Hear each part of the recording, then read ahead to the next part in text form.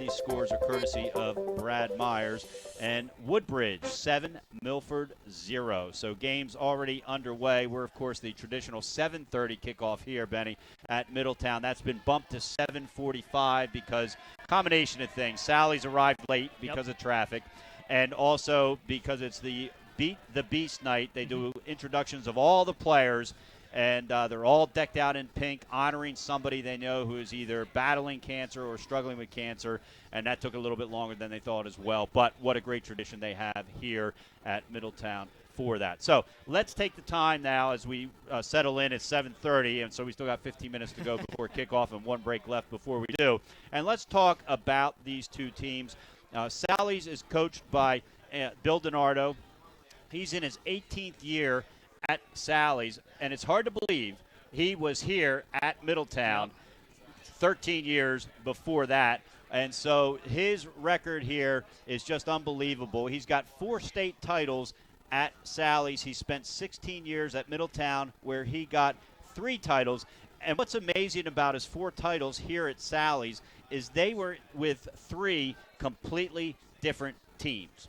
And so when you look at that, it's not like they had a run like this Middletown team did, where they won 2 of their titles with Chris Godwin and Darius Wade. The Sally's teams are spread across, and so quite a tradition at Sally's. You're a St. Mark's guy. My other broadcast partner is a St. E's guy. Now I got a St. Mark's guy. And so the rivalry between those two hasn't been much of a rivalry in recent years. But talk a little bit about that rivalry from a student perspective, when you're there as a student and you're going to Bainbridge Stadium to play against the Sals. Oh, gosh. I remember 2007 was my first year. 2007, 2008 was like one of my first years at St. Mark's. I graduated in 2011, and the 21-20 game was huge. I remember Kyle Sullivan kicking a field goal and kicking an extra point to be able to try and take the lead. And it was the atmosphere of those games is unlike any – it was unlike any rivalry in the state. Now, of course, it's been – supplemented by Smyrna versus Middletown. I say that because I in my heart hope that St. Mark's can get back to that level someday. But as a fan of St. Mark's, you loathe Sally's. But as a football fan, that's one of the greatest programs. You mentioned it. 3 different teams, Coach DiNardo. There's a difference between a dynasty, which is what we're seeing here in Middletown, and just a consistently great program. And that's what Salesianum is. Right. I'm willing enough to admit that Salesianum is just a substantially better program. It is nice every once in a while when St. Mark's can get the upper hand. Sally's went 7-3 last year, didn't make the playoffs, and so that was the first time in a long time that they didn't make the playoffs. They had been in the semifinals just the year before, and so, as you said, tradition is what it's all about at Sally's. They have more than 160 state championships. Yes. And what makes that number so unbelievable, the fact that I don't think anybody else in the state has even 100, they don't have girls' sports. No, they don't. So it's all on. It's like they've got half the number of sports as every other high school. John, they're just a dominant program. I mean, Salesianum, and again, it pains me to say this as a St. Mark's grad, but Salesianum has a history of perfection, a history of excellence. It's something that, like, they're the template. They're the standard bearer. If you're talking about the NFL, they're the New England Patriots. Yep. They're the Yankees. They're the team that everyone sits there and goes, God, you see their name all the time and it annoys you, but at the same time you sit back and go, you just have to appreciate a great program. Right. That's what Salesianum's been built. Yeah, and you know what's neat about it in some ways is they don't always have the superstars. No. You know, you remember the Readers. You remember Brian O'Neill because he's in the NFL now. You want to throw names around. Remember Andrew Zerba and Right. Sal Viscount and Deladon, and you remember all the great names that have come through Salesianum. Yet they don't always have the superstar teams. And or the superstar that goes to the big-time school. No. They just got solid players. They have over 100 kids come out for the team. They have – it's funny. They have kids that just want to play football. These kids are hungry. I mean, you look at their team. Not always they have the biggest players. Not always do they have, as we said, the best players. They have hungry players. Right. And as we know with the Philadelphia Eagles, hungry dogs tend to run faster. Now, they lost last week, their first loss to Episcopal Academy. It was a close one. I watched it on film this week. They lost 13-7. They just weren't able to pull it off. And Coach Bill DiNardo was interviewed after the game. He was not happy with his team. He was not happy about how they played up there in Pennsylvania that night. Yeah, again, I think Coach DiNardo holds his team to a very, very high level of excellence. But these out-of-state games, they're more I guess, brownie points, fantasy points, however you want to say, style points. Episcopal's a great program. Right. I mean, they play Father Judge, they play Episcopal, they play these schools that are just fantastic.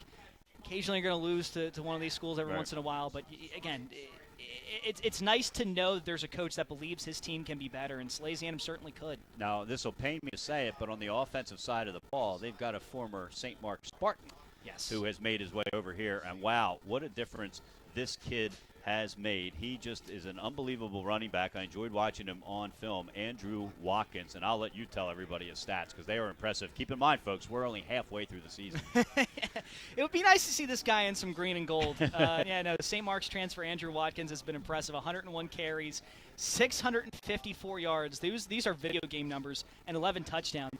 Yeah, it pains me to see that this kid's not still with the Spartans, but he certainly is going to. He's certainly a very talented high school football player, and Salesianum has a great kid. He is, and we'll talk about the Middletown defense in a second, but let's talk about the Middletown offense. They are a talented team. Mm-hmm. They score a lot of points. They don't give up very much, and they've got a quarterback who's the best in the state. It feels like Drew Fry's been their quarterback for a decade. He's been around forever. He's a fantastic quarterback. We're talking about a guy who has 73 completion percentage, 9 touchdowns. He's the best quarterback in the state of Delaware, hands down. And he's a kid that a lot of people have murmurs as to where he's going to go to school. He could be a big-time arm. He could be. He could be playing on Saturdays next year. He reminds me of some of the quarterbacks. Vince Del Percio. I think Drew Fry is better than Vince is. I think Vince would tell you that. I think his father, Mark, would tell you that as well. And, of course, Nolan Henderson from Smyrna, same style of quarterback. Nolan now up at the University of Delaware, so it will be interesting to see where he goes. So he's on the offensive side of things. Of course, they've got Niger Smith, a little running back, and I mean that with all due respect. He's small, 5'4", I think, but he can run. And he ran for over 100 yards in the Smyrna game we did. He ran for several yards against the William Penn team. Those who were listening remember he got ejected for mouthing off to a referee, and so he missed 3/4 of that game. I still think he finished with 75 yards. That's how much damage he had done up to that point. So they've got a lot of weapons. Nicky Johnson, a sure-handed tight end. He leads a team with 3 interceptions. And so let's talk about the defensive side of the ball. Middletown has always prided itself on defense way back when Bill Billings used to be the coach here, and then, of course, with Bill DiNardo, Mark Del Percio, and now with Zach Blum in his second year. The defensive side of the ball is a focus all the time for the Cavalier team. It certainly is, and they have old, reliable Nicky Johnson. Gets it done on the offensive side, and he gets it done on the defensive side. 3 interceptions so far. It's going to be tough to pass on this team, especially in a night like tonight where it's kind of cold. It's perfect football weather, but it's also, there's some wind kicking up. We don't know if that wind's going to blow back through, but it's going to be a tough time to throw the ball, and when they go to run it, Jamiah Wing, 33 tackles on the season. He's a run stopper. He's all over the football field. Middletown has a fantastic defense. All right, it's time to announce our DFRC player to watch. Then I'm going to ask you who you have in this game, Benny, so give you a chance to think about that. Mark your calendars, folks, now for the 64th DFRC Blue Gold All-Star Football Game on June 22nd, 2019 at Delaware Stadium. Be a part of this Delaware tradition that works to celebrate the abilities of people living with intellectual challenges and enrich the lives of Delawareans with intellectual disabilities. Help support the DFRC Blue Gold All-Star Football Game today at dfrc.org. Congratulations to Nicky Johnson, senior here at Middletown High School. He's another player. It seems like he's been around forever. He's been catching passes since his sophomore year here, maybe even played a little bit as a freshman in some of those blowouts back when the Godwin and Darius Wade days. He is our DFRC player to watch. Comes into the game with 19 catches, 242 yards, and a touchdown on a defensive side of the ball. He's got 16 tackles, leads the team with 3 interceptions. And one of the things we should point out, Benny, is when we talk about stats tonight, whenever we bring up a stat, people need to realize that Middletown has blown teams out. They are averaging wins by 42-7 margin, which means it's a lot of running clocks, which means a lot of the starters maybe play the first series of the second half, and they're out. And so the stats that they're coming up with, you look at Drew Fry, 73% from through the air, 930 yards, 9 touchdowns through the air, 3 on the ground in basically not only just half a season, but maybe a quarter of a season when you count that. It is just an impressive team here for Middletown this year. But they are going to be tested tonight. Yes, they certainly They're will. going to be tested next week when they go down to IMG in Florida and take that trip. I think it's the first Delaware team ever to play against IMG. But here tonight, they've got to get through Sally's to stay undefeated, to stay number 1, to get the playoff points because they're probably going to get the bonus points because Sally's will probably win at least 7 games when it's all said and done. And so it's an important game tonight. Who do you think is going to come away here tonight? Well, you're putting me on the spot here. I gave you 5 minutes. You gave me 5 minutes. I look at these two teams. Salesianum is one of the toughest teams to play in all of high school football in the state of Delaware. That being said, Middletown, they're full dynasty mode. I don't think there's a team in the United States of America right now that's going to face a tougher 2-game stretch than Middletown, facing one of the most historic teams in the state of Delaware and nationally, and then, of course, going to play the top high school team in the nation. I think Middletown finds a way to win. I think it's a tight game, though, because these two teams, it's not going to be one of these pass-happy games. You're going to have to run the ball a little bit. I like to see Niger Smith get some work in here a little bit and see what he can do and haul in the rock. I think it's going to be a tight game. I think Middletown takes it maybe by 2 scores, but it'll be 10 points. It's going to be a really tight game. All righty. So Benny's got Middletown by about 10 points, tight game. I'm going to also take Middletown. What I'm wondering is if this delay is going to affect either team. And while you were talking about it, I was looking out to the field, and Sally's marched out onto the field right around 7:30.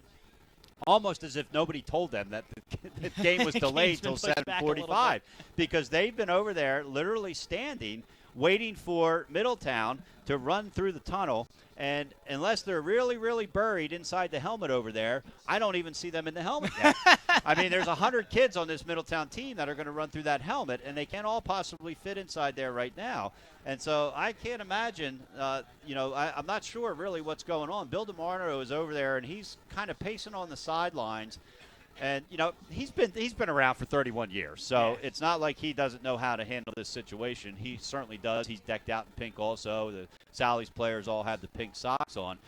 But this delay, the referees are here, and they kind of look like they're expecting that Middletown team to be out here as well. So we're supposed to have kickoff at 7:45, which would be in 4 minutes. Middletown's not on the field yet. We haven't done the national anthem. They haven't done the coin toss. And so it's going to be interesting to see what time they actually do kick off. But you can now start to see the Sally's players. They're kind of dancing around a little bit. They're getting a little restless. They're getting a little bit restless. That's a good term, exactly. They're ready to go. And unless they're going to let both teams warm up again, I'm surprised that this is now stretching on as much as it is because Sally's, as I said, they ran onto the field at 7:30. The PA announcer announced them just like he would if it was time for kickoff. And they've been standing over there for a good 10 minutes. And I still don't see the Middletown team in the helmet. Now, they have started the smoke in the helmet, but there are no players in the helmet. And I have not seen them walk over. Their locker room is located behind the stands, which are across from us, and that's where they go right before kickoff during that period of time between warm-ups and when they are going to be kicking off here. And so no sign of them right now. So back to my picks. I'm going to take Middletown. I think it's going to be closer than 42-7, which has been the average that has gone on.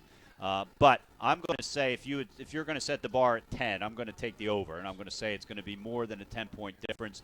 I think Drew Fry has all kinds of weapons. Oh. He's got Niger Smith on the ground. He's got Nicky Johnston through the air. He's got Esias Guthrie through the air. He's got Trey Griffin through the air. He's got the Martin kid who got a lot of playing time last time we were here, Ben Martin, after Niger Smith was ejected from the game. He ended up being our Crown Trophy player of the game. Niger Smith was our Crown Trophy player of the game the week before that. And so a lot of talent on this Middletown team. Not to mention Kayla Bierlein. You can hear the cowbells. Famous here in Middletown, and so that must mean that the pink shirts are arriving in the helmet. There they are. They haven't busted through yet, but there they are. And so I'm going to pick Middletown. I think Drew Fry could have a big game. I think Niger Smith's going to have to get off to a big start. Remember, this is a kid who's playing a lot significantly for the first time this year. And every game that he's played in, he's gotten off to a good start and really hasn't been challenged. He could get that challenge from this Sally's defense tonight, and I'm sure Coach Bill DiNardo has laid that challenge out for him. So I'm going to also take Middletown, but I'm going to say it's going to be more like a 14-point, maybe even a 17-point win there as they finally run onto the field here at Middletown. The one person we haven't talked about before we take our final break while they do the anthem is Kayla Bierlein, the kicker, female kicker. A great story in the paper today about the Appaquidam kicker, who's also a female. Her name escapes me. And then Kayla Bierlein, who has been the kicker here for the last couple of years. Her brother was a kicker earlier. On the season, she is 19 of 23 from extra points. You pointed out I might be the jinx because I saw 2 of the 4 misses. But in her career for the last 2 years, she's 52 out of 60 in extra points. She says her one dream still, and she's got at least 5 games left to do it, probably then a couple playoff games, is to kick a field goal. She's comfortable up to 35 yards. And so it'll be interesting to see if she gets that opportunity tonight. All right, we are going to take our final break, and when we come back, it's kickoff between Salesianum and Middletown here on Fox Sports 1290 and 302 Sports. Unique Image opened for business in Wilmington, Delaware in 1979 with one focus, wowing our customers with great products and even greater customer service. 30 years later, we are still doing exactly that. Whether you're looking for marketing tools to promote your business, gifts for your employees or clients, or planning a special event, we're here with the voice of experience to help you every step of the way for your complete satisfaction. Visit our new showroom in the Mill Creek Shopping Center, 4577 Kirkwood Highway. Unique Image, you envision, we create. Mr. Italian began his career in home finance in 2002 as a mortgage consultant. Since 2002, Brian has helped over 1,000 home buyers achieve their dreams of owning a home. Brian's knowledge of current market conditions and his detailed evaluation of buyers' finances ensures that each buyer will receive the best mortgage to fit their needs. Brian is often commended on how efficient and effortless he makes the mortgage process for everyone from first-time home buyers to investors to experienced buyers. For the loan that fits you, contact Brian today. The Hadley Group is your local real estate resource. Brian Hadley joined Patterson Schwartz & Associates in 2005. In 2013, Nicole Flora joined Brian, followed by Emma Burnett and Grant Jepp in 2014. That's when the Hadley Group was formed. Patterson Schwartz Associates offer you exceptional knowledge of local market conditions and a commitment to represent you honestly and professionally. So for your next purchase or sale, think the Hadley Group. Visit our website at thehadleygroup.re.com. Life's too short to hate your home. Remodel your home with the pros voted Delaware's #1 home improvement company. Ferris Home Improvements has something for every homeowner at their new showroom on the corner of Kirkwood Highway and Harmony Road in Newark, Delaware. Explore products and layouts with the area's top designers. Touch and feel products that inspire your dream space. Ferris Home Improvements' pride in the details make them the area's best in roofing, windows and doors, siding, decks, kitchens and bathrooms. Want a professional no-pressure remodel? Go see the best at the Big Shamrock on Kirkwood Highway. Ferris Home Improvements. Quality workmanship from a neighbor you can trust. As a military wife, I love helping our airmen and their families with financial tools to help provide financial stability. I promise to make a positive difference in your financial life, from helping you to lower your payments to discovering ways to help you save for your children's future. From the needs of college students and first-time auto buyers, I promise to identify and take ownership of your needs. Local people, local decisions, Dover Federal Credit Union. As a military... Hi, I'm Scott Kammerer from Solo Concepts. Solo Concepts is an award-winning restaurant group on the culinary coast with 10 locations. We're a chef-driven group. Come check us out. See you soon. Solo Concepts believes in the vision of our founder, Matt Haley. Cook beautiful, simple food, develop the people we work with, and make the world a better place. Solo Concepts on the culinary coast with 10 locations from Lewis, Delaware to Fenwick Island. Come check us out. No matter where you are in life, at every stage, we are here for you, for all of life's big moments, and everything in between. After all, that's what families are for. We promise to make a positive difference in your financial life and go beyond the norm. Be a part of the Dover Federal family. Local people, local decisions, Dover Federal Credit Union. No matter where you are in life.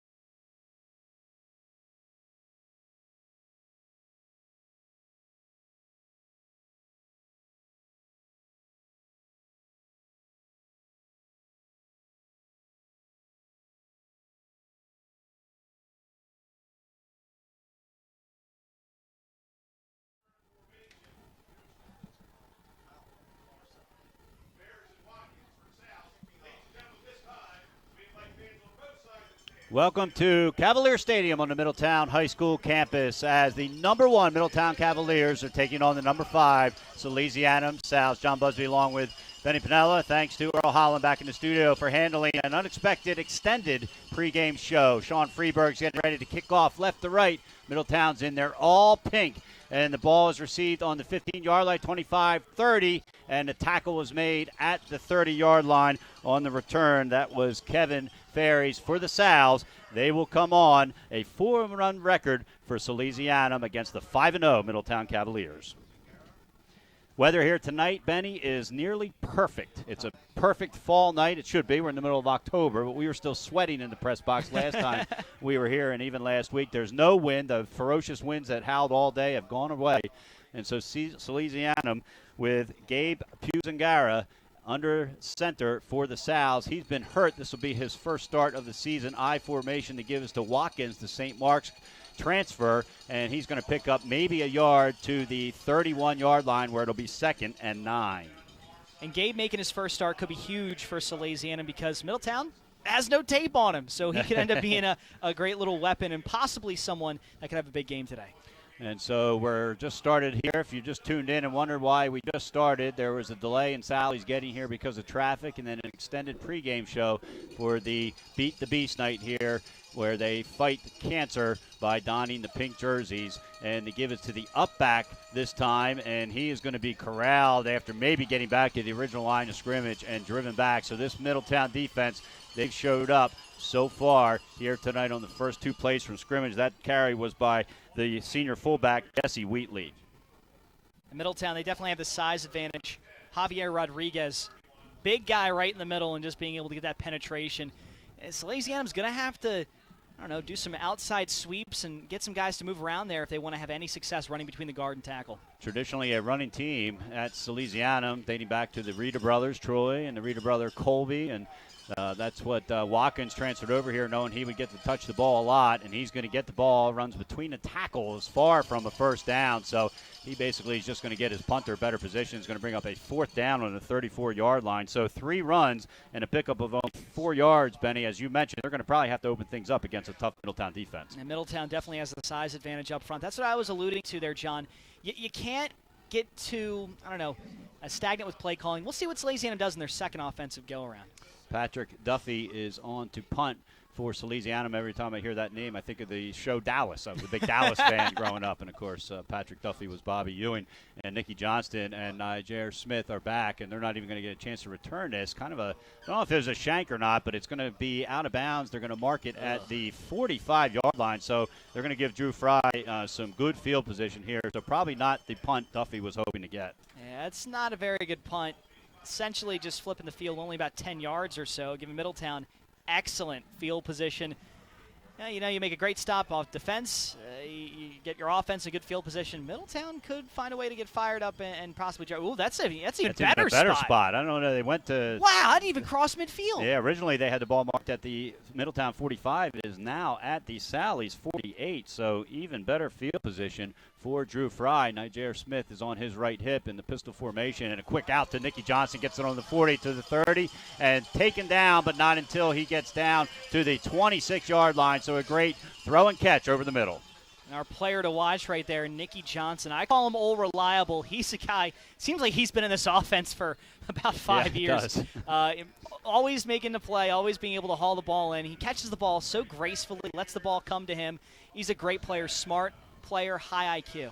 Pink shirts, royal blue pants, royal blue helmets. The names on the back of the shirts are in memory of somebody who is either battling or lost their battle with cancer. As Fry gets it and hands it to Jair Smith, and he escapes one tackle in the backfield. Fry throws a nice block, and there's going to be a flag on the play, and I think that's going to cost somebody 10 yards. There's either an illegal block in the back or a hold in the backfield, I think. Yeah, it was in the vicinity of holding or a block in the back. Yep, that's what it is. Yeah, that was a impressive run for little Jair Smith there to be able to salvage anything from that. Salesianum had that play snuffed right out. That was going to be a 5-yard loss. Now it turns into a 10-yard loss.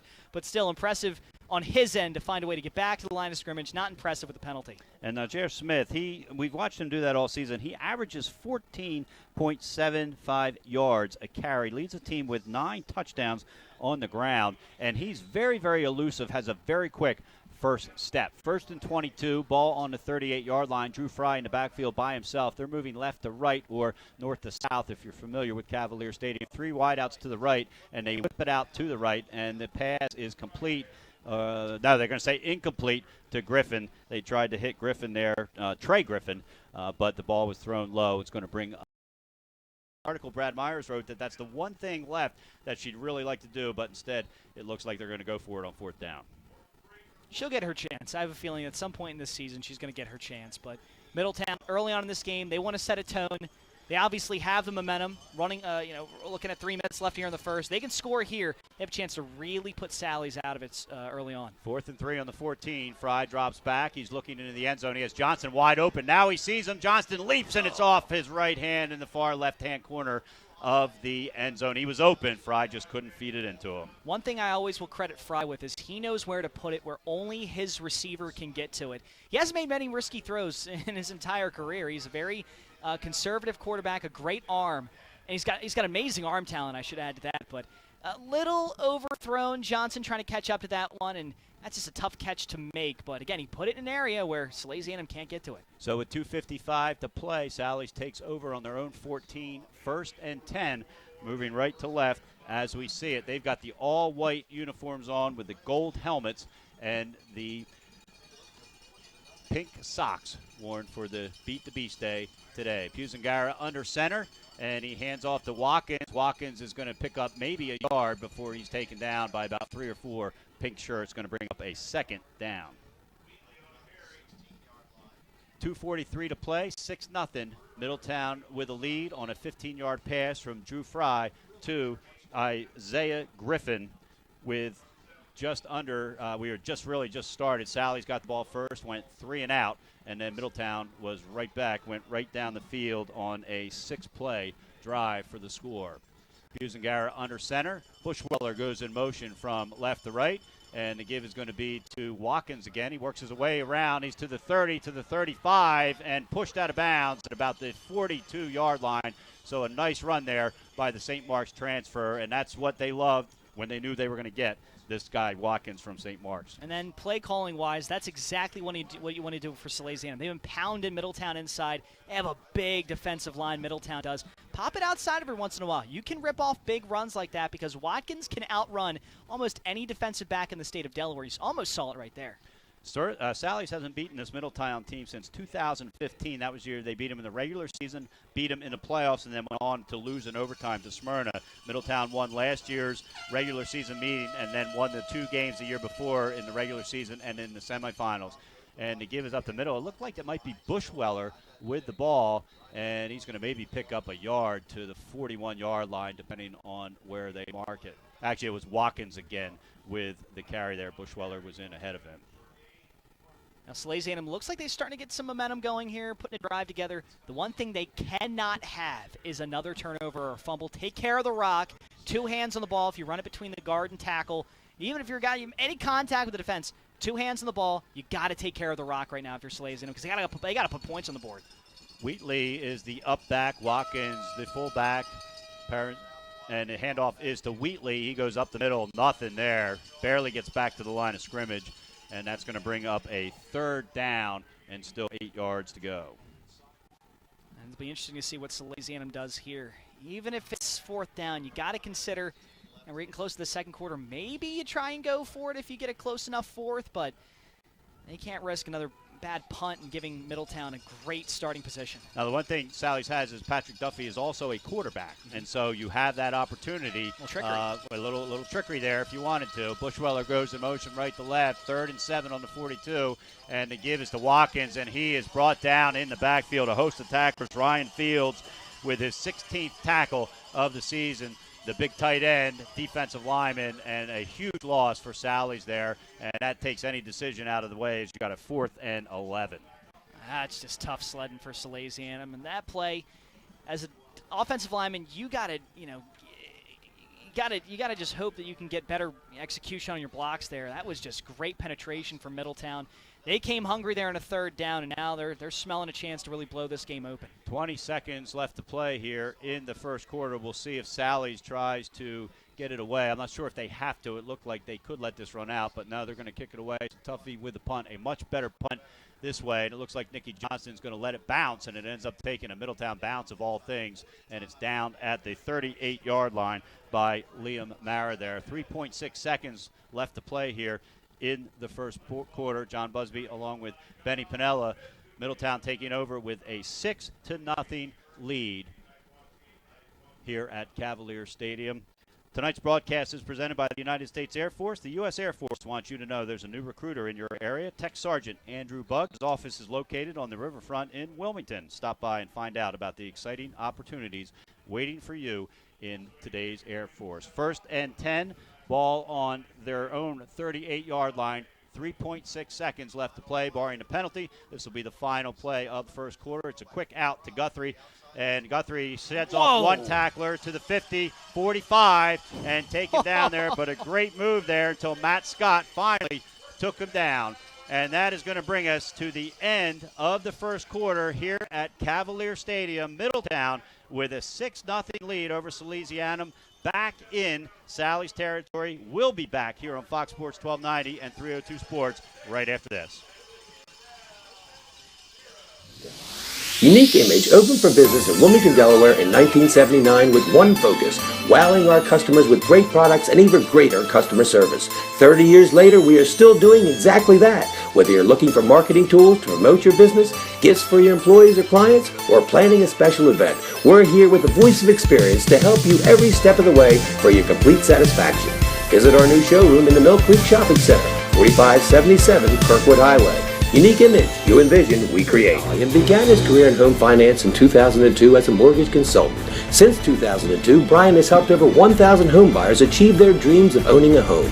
Brian's knowledge of current market conditions and his detailed evaluation of buyers' finances ensures that each buyer will receive the best mortgage to fit their needs.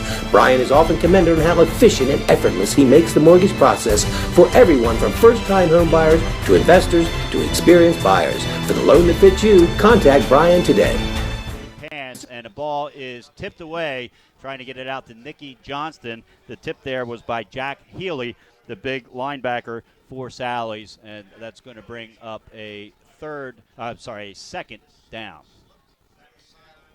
Going back to that play right before the end of the first quarter, James Johnson got a faceful hand. That was an epic stiff arm. That's one of those stiff arms that if they called it against the offense ever, that would have been it.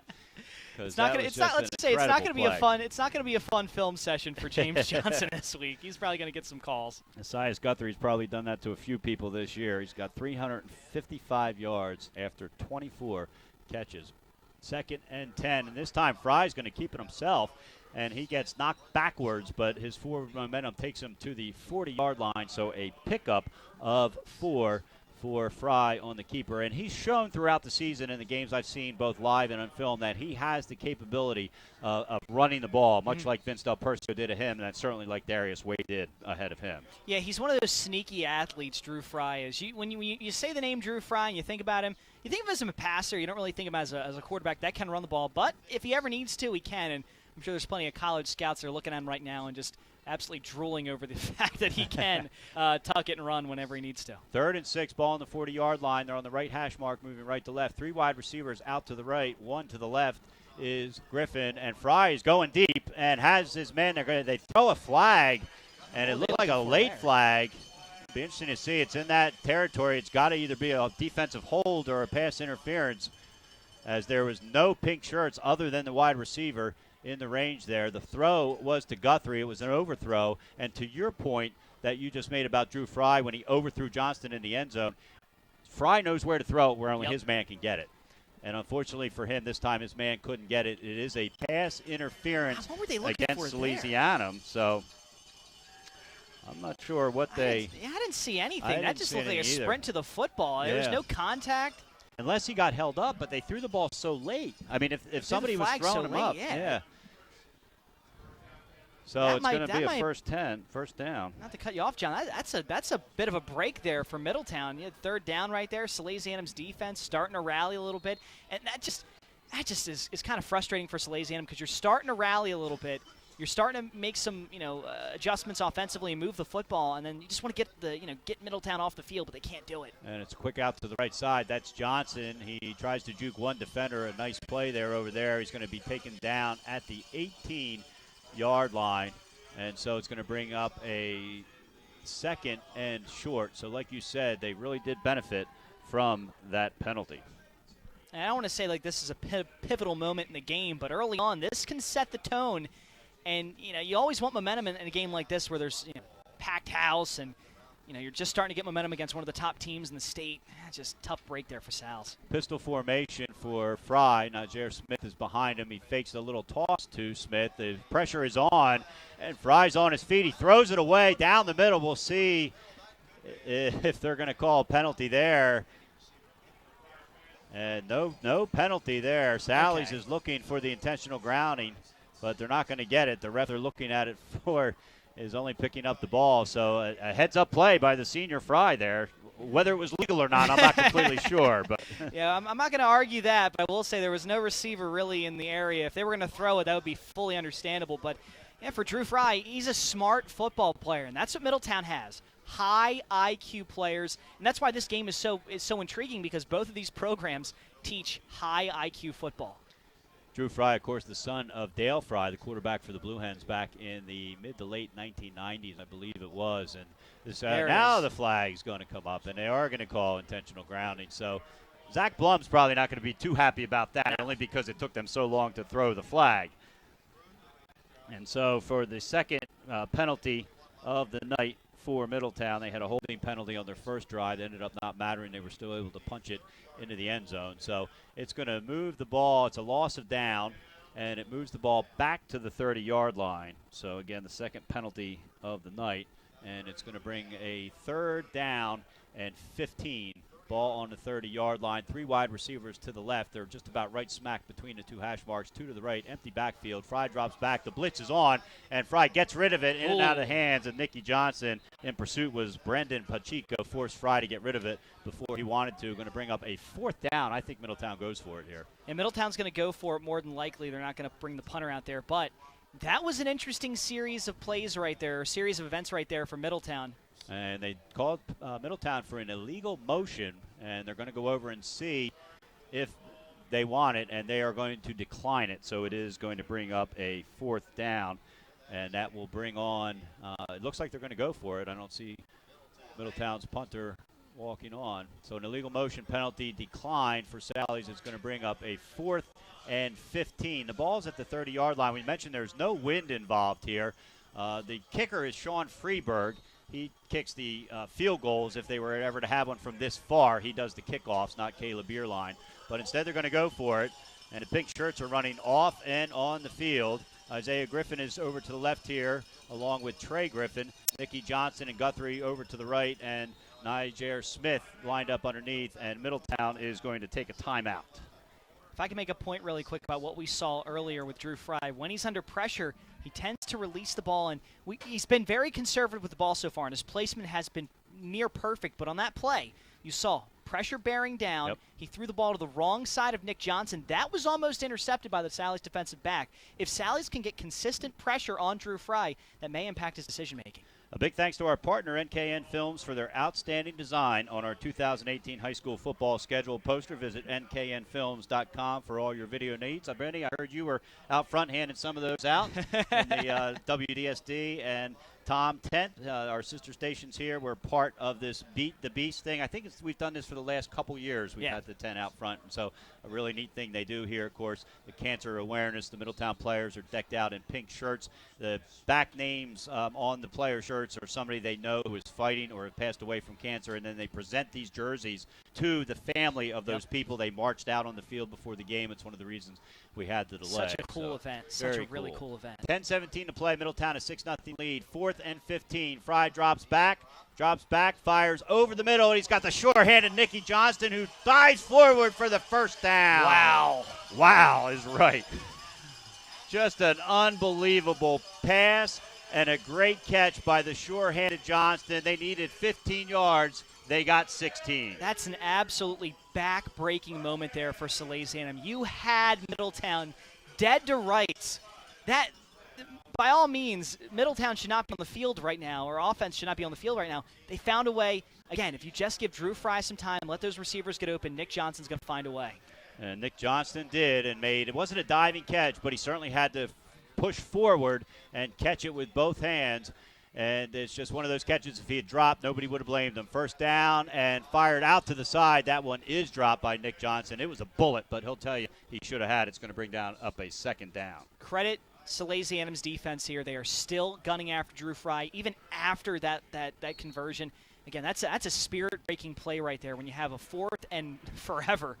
And Middletown found a way to pick it up. Salesianum's defense, though, still hungry. They know this game's close, 6-0. They have a chance to get back into this. They can make it stop. Middletown, the Sally's defense has got to be tired. They've spent quite a bit of time on the field here. It's 9:38 to play in the second quarter. John Busby, along with Benny Pinella, 2nd and 10 on the Sally's 13, as Middletown has put together a double-digit drive here. Niger Smith gets it up the middle, and he's going to be hung onto by Bushweller, and Bushweller hangs on, can't bring him down. Then the rest of the gang comes along and takes him down, but they're going to give him forward progress to the 10-yard line, and so that's going to bring up a 3rd down and 6. This is the most important moment in this game so far, and that's the cliche to say, but this could be the key moment of the game. If Sally's can find a way to make a stop here and get off the field without allowing any points to Middletown, this will be huge in terms of momentum.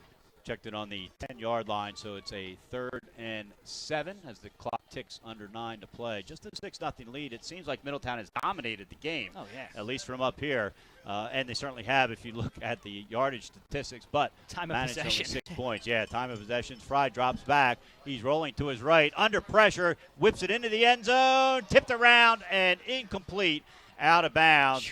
Big time pressure there put on by Sally's. And so with 8:43 to play, it's going to bring up another 4th down. They're definitely in Kayla Bierlein's range, according to her. She says she's comfortable from about 30 to 35 yards out. This would be a 27-yard kick, but it looks like they're going to go for it instead.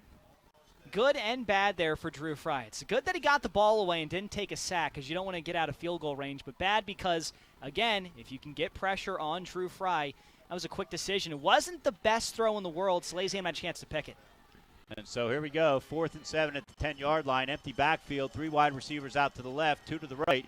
Fry's going to drop back, and it's a quick out. They get it over to the right side and definitely picked up the 1st down. They're waiting for the touchdown. It's a score. Touchdown for Dekez Walker of Middletown. Pushes the lead to 12-0. A 10-yard throw and catch. Ends up in the end zone. And that's just Middletown's bread and butter. Salesianum's defensive backs aren't quite as fast as Middletown's receivers. Again, if I'm Drew Fry, I'm licking my chops every time Coach calls that play. So with 8:35 to play, Middletown has a 12-0 lead. Kayla Bierlein is on to attempt her extra point. It would be her 20th of the season. She missed the last one, or I should say it was blocked literally before it got about 5 feet off of the hold by Nikki Johnston. So we'll see if they can convert this. 8:35 to play in a 12-0 lead. They are kicking right to left as we see it. Wind is not a factor tonight. The snap is back. The hold is down. The kick is up. And it is perfect. So with 8:35 to play, Middletown has extended its lead to 13-0 over Salesianum. You're listening to the Game of the Week on Fox Sports 1290, presented by the U.S. Air Force, and watching it live on 302 Sports. Life's too short to hate your home. Remodel your home with the pros voted Delaware's #1 home improvement company. Ferris Home Improvements has something for every homeowner at their new showroom on the corner of Kirkwood Highway and Harmony Road in Newark, Delaware. Explore products and layouts with the area's top designers. Touch and feel products that inspire your dream space. Ferris Home Improvement's pride in the details make them the area's best in roofing, windows and doors, siding, decks, kitchens, and bathrooms. Want a professional, no-pressure remodel? Go see the best at the Big Shamrock on Kirkwood Highway. Ferris Home Improvements. Quality workmanship from a neighbor you can trust.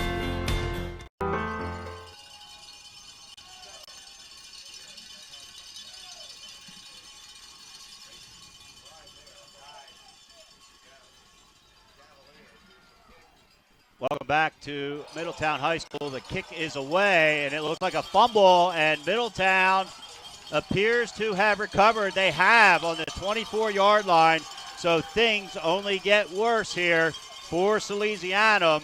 Just as their defense was hoping to get a rest, a fumble on the kickoff turns it right back over to the Cavs. We're having some audio difficulties on the Fox Sports 1290 broadcast, and that is why we had the delay coming back on 302 Sports. But Benny Pinella is going to work on the connection, and we are going to keep it live here for you on 302 Sports. So the Sally's defense is right back on the field after the fumbled kickoff by Sally's, and it's going to bring up a 1st and 10 for Middletown. Drew Fry back on the field. Seems like he just left, and that's because he did with 8:29 to play. They're going to start on the Sally's 24-yard line.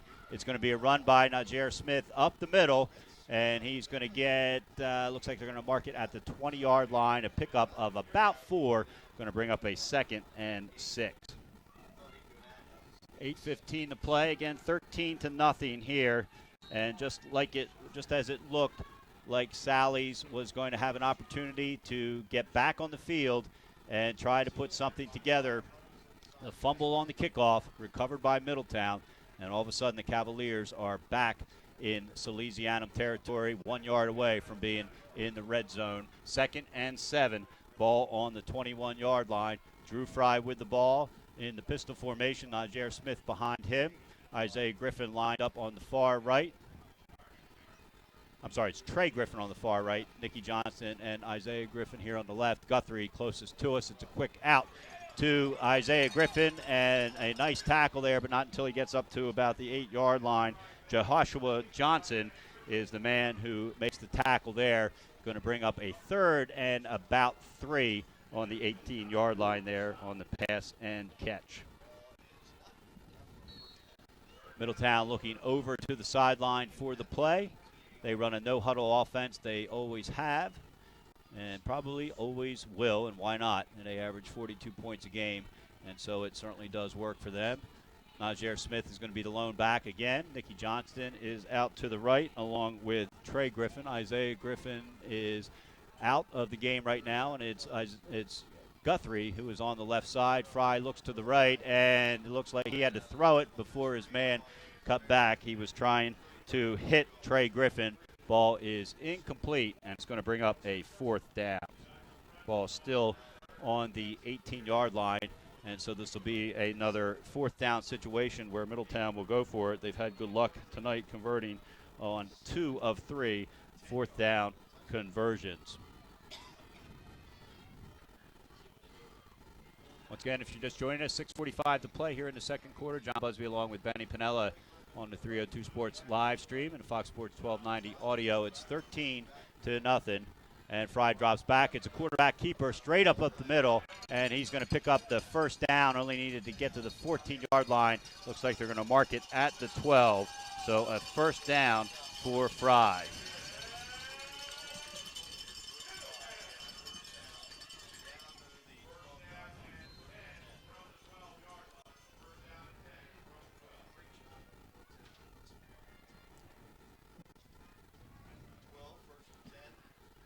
So a 1st and 10, ball on the 12-yard line for Middletown. 6:25 to play and a 13-0 lead, moving right to left as we see it. 2 wide receivers out to the right.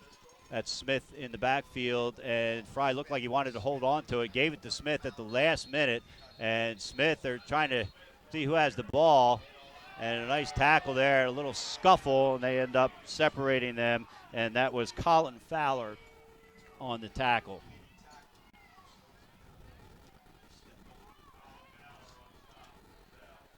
And so they're going to give him a loss of about 2 back to the 15-yard line. I pity the Salesianum defense. They've been on the field the entire second quarter. This is just tough. That's one thing Salesianum didn't need was a turnover, and again, this is my fear was Middletown's just going to be able to wear them down, and that does not bode well for possibly the second half, because Salesianum received a start, which means they're not going to have a lot of rest. And so they're back to the 14-yard line, 2nd and 12. Smith is on the right hip, and it looks like it's going to be a delay of game against Middletown. So Middletown with its third penalty of the night, that's going to take them back to the 19-yard line. It's going to be a 2nd and 17 to go from that 19-yard line. And so Drew Fry is looking over to see what play they should run next. 2 wide receivers out to the right. That's Guthrie. And Johnson looked like he is going to head out to the right as well. Nobody lined up on the left, which is the short side of the field. 2nd and 17, ball in the 19. Fry drops back. He's under pressure. He dodges one would-be tackler. There's a flag down. Fires to the end zone. Incomplete. And it looks like we're going to have a holding penalty against Middletown. And we'll see if Sally's accepts it or not. It is a hold. And the referee will look over to see if Bill DiNardo wants it. Right now, it would be a 3rd and long. And Bill DiNardo is going to take the penalty. So for Middletown, that is the 4th penalty of the night for the Cavaliers.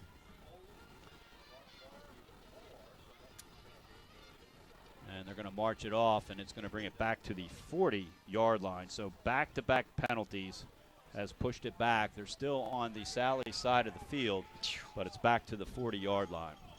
That was a big loss there. Think about this. Middletown might as well try to shoot for the end zone. They only have about 3 yards between the end zone and the first down marker. 2nd and 38. 38. Not a lot in the playbook to pick that up. 2 wide receivers. They're going to pitch it to the back, and that's Smith, and he's trying to work his way around. They came to the short side, which is kind of surprising as fast as he is. He's going to get knocked out of bounds at the 34-yard line, so it's still going to be 3rd and forever here on that run. It's impressive, that kid. He is. Smith, I'm trying to think back to the Smyrna game. I think he had 3 runs of 50-plus yards in his first 3 runs, including I'm not sure if it was I can't remember whether it was a punt return. It was impressive, whatever it was. He had over 150 yards on the ground that night in the Middletown win over the Eagles, which kind of separated, some polls had Smyrna 1, some had Middletown 1, and that decided very quickly who was going to be 1 and 2, and they've remained that way here in week 6 of the season. 3rd and 32, ball on the 34-yard line, 3 wide receivers out to the right, and it's a quick out. And they've got it to Guthrie on the 30, and he's brought down. Great defense there for Salesianum. James Johnson on the shoestring tackle. And that's a little bit of redemption for James Johnson. He got stiff-armed earlier by Guthrie. Knew where to go this time. Don't go up high. You go for the ankles. You can stop him. Great defensive play there for Johnson. That's how you defeat these quick Middletown wide receivers. You don't want to go up top because they're too shifty. Try to take them out at the legs. And so with 4:45 to play and Middletown with a 13-0 lead, they've got a 4th and 28 on the 30. And I think Middletown pretty much goes for anything that's on the other team's side of the field. They have the weapon, of course, in Drew Fry. They've got several wide receivers. They've got Najee Smith. It's not that they don't have a good punter. They do. C.J. Lockett can kick they're always it with looking the best they're always of looking them. to score points. I mean, that's what you want to do. Exactly. All right, and they're going to take a timeout. Middletown's going to take a timeout with 4:45 to play. We're going to take it with them. Middletown leads 13-0 over Salesianum. We'll be right back after this. As a military wife, I love helping our airmen and their families with financial tools to help provide financial stability. I promise to make a positive difference in your financial life, from helping you to lower your payments to discovering ways to help you save for your children's future. From the needs of college students and first-time auto buyers, I promise to identify and take ownership of your needs. Local people, local decisions, Dover Federal Credit Union. As a military wife, I love helping our airmen and their families with financial tools to help provide financial stability. I promise to make a positive difference in your financial life, from helping you to lower your payments to discovering ways to help you save for your children's future. From the needs of college. Welcome back to Cavalier Stadium. John Busby along with Benny Pinello on the 302 Sports live stream and the Fox Sports 1290 on iHeartRadio, sponsored by the U.S. Air Force. It's 4th and 28, ball on the 30-yard line of Sally's. Middletown with a 13-0 lead. Drew Fry with the ball for the Cavs, drops back, and he fires down the middle, has his man, touchdown! Touchdown, a 30-yard touchdown and the celebration ensues in the end zone. A great leaping catch there. That was Trey Griffin with his second touchdown of the season, a 30-yard grab out of the air. And Benny, that was quite a catch. Wow. This Middletown offense, they are worth the admission. It's like watching a circus act. They can throw this thing all over the field, and it's been that way for quite some time. Trey Griffin, impressive catch in Middletown, really starting to open this up. I thought it was going to be a 10-point spread, but looks like I picked wrong there. Kayla Bierlein is on for the kick. Nikki Johnston on the hold. The snap is back. The hold is down. The kick is up, and it is good. So with 4:39 to play here in the second quarter, Middletown has taken a 20-0 lead on a 30-yard touchdown strike on fourth down from Drew Fry to Trey Griffin. We're going to take a break. We'll be back right after this. 20-0 Middletown over Sally's. Hi, I'm Scott Kammerer from Solo Concepts. Solo Concepts is an award-winning restaurant group on the culinary coast with 10 locations. We're a chef-driven group. Come check us out. See you soon. Solo Concepts believes in the vision of our founder, Matt Haley: cook beautiful, simple food, develop the people we work with, and make the world a better place. Solo Concepts on the culinary coast with 10 locations from Lois, Delaware to Fenwick Island. Come check us out. Now, we were talking to the 302 Sports guys. You're fine, Earl. We're doing fine.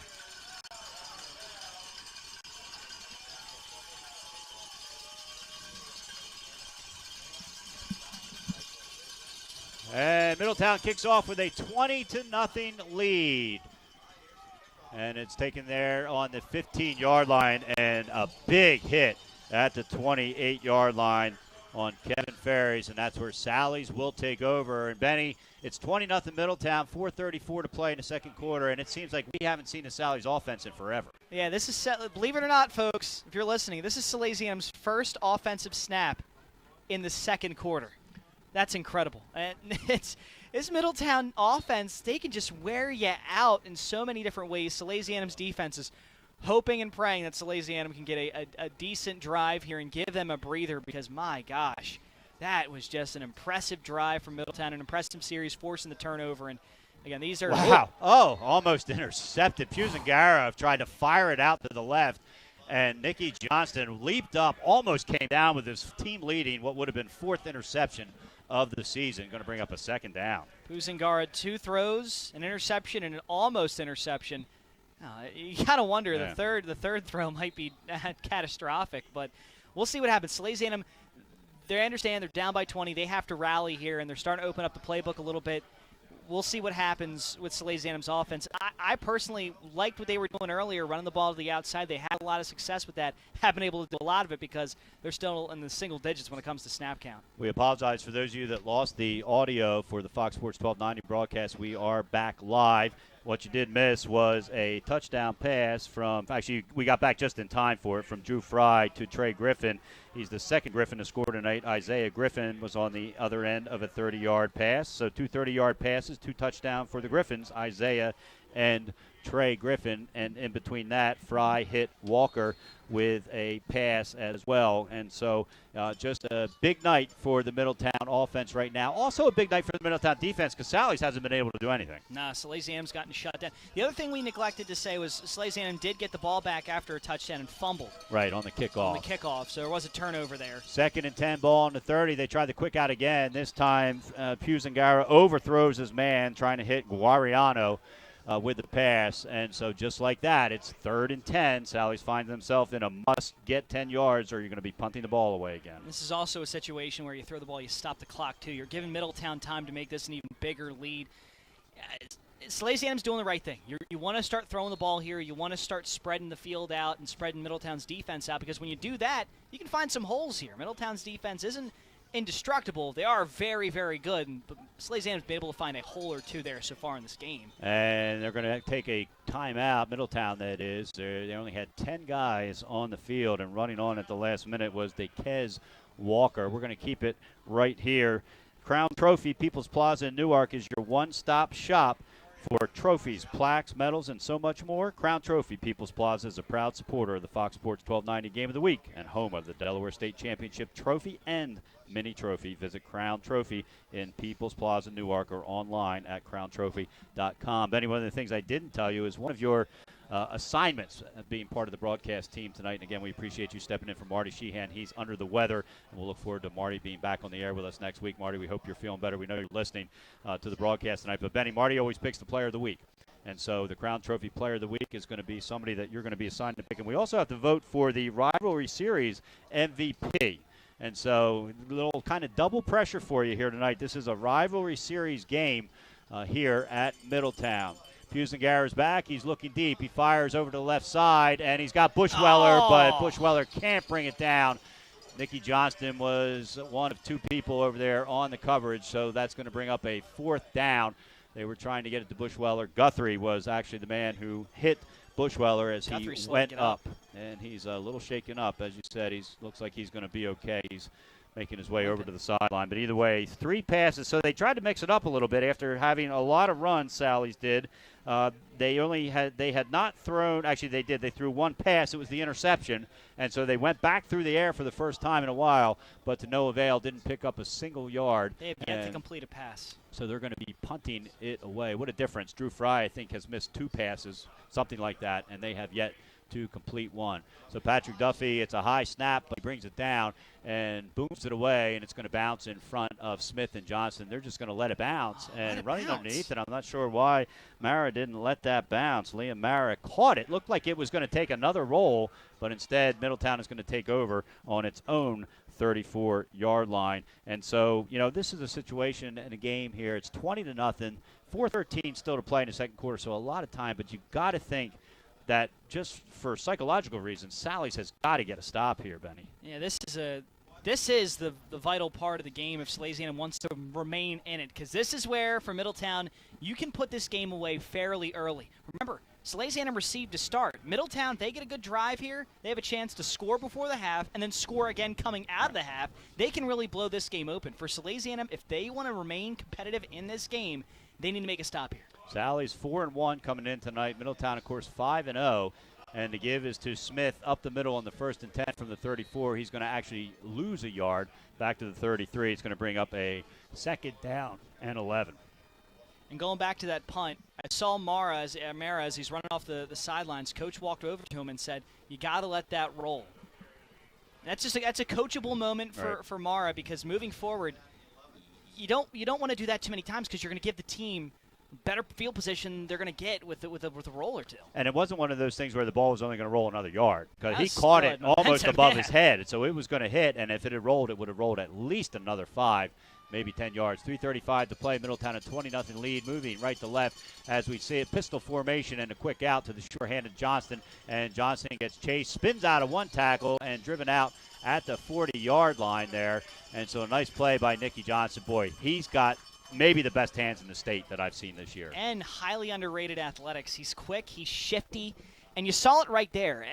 Got the ball, got it in some space, which is what Middletown wants the receivers to have. Right. They have very athletic receivers. You get them in space, they can outrun almost any defensive back core in high school football here in Delaware, and you saw it right there. And again, that was a play that was dead to right, supposed to be a 1-yard gain, and it turned out to be a little more than that. And so it's going to bring up a 3rd and 5. He was pushed out at the 39-yard line. They need to get to the 44. Smith in the backfield behind Fries in the pistol formation. Rush is on. Nice job by Smith picking up the blitzer. And a complete pass. This one again, Isaiah Griffin at the 30. Dragged down at the 25-yard line. So a nice hook up there once again from Drew Griffin to Isaiah Griffin. Came in with only 5 catches. He's got at least 3 more tonight, one of them for a touchdown. If there's a defensive coordinator out there that knows how to stop Drew Fry, he can be a very wealthy man here in the state of Delaware. Thankfully, Drew Fry is a senior, so he's not going to be able to do this next year, but just such an impressive arm, knows where the open receiver is, high IQ guy, and you saw it right there. Excellent arm talent. And he might do it next year. It's just not going to be on a high school football field. It'll be on a Saturday afternoon somewhere. 3 minutes to play here in the first half. 1st and 10 on the 24-yard line. Fry with a quick out has his man at the 18-yard line. I believe it was – I'm trying to wait for the number to pop up. I can't see the number here. and that was to Griffin, Trey Griffin that time. And so a nice completion, pass, and catch there. They're going to mark it down at the 13-yard line. That's going to bring up a first down. We are shielded here in the press box. We're sharing the press box with another radio team. And so when they get down inside the red zone on the left side, you got to poke your head out. I got to poke my head out, and it's very hard to see. They have rabid fans here at Middletown, which is great, but sometimes they stand up when you least expect them to. 1st and 10, ball on the 13, 2:31 to play. Middletown with a dominating 20-0 lead so far. It's a quick out to the right, and that's to Isaiah Griffin. He tries to get away from one tackle, can't. That was the captain for Sally's, Brandon Pacheco, who made the nice tackle there, solo tackle against Griffin, and they're going to mark it. It's going to be a loss of about 2 or 3. They're going to bring it back to the 16-yard line. Drive count here in the second quarter. Middletown has had 3 drives. Sally's only 1.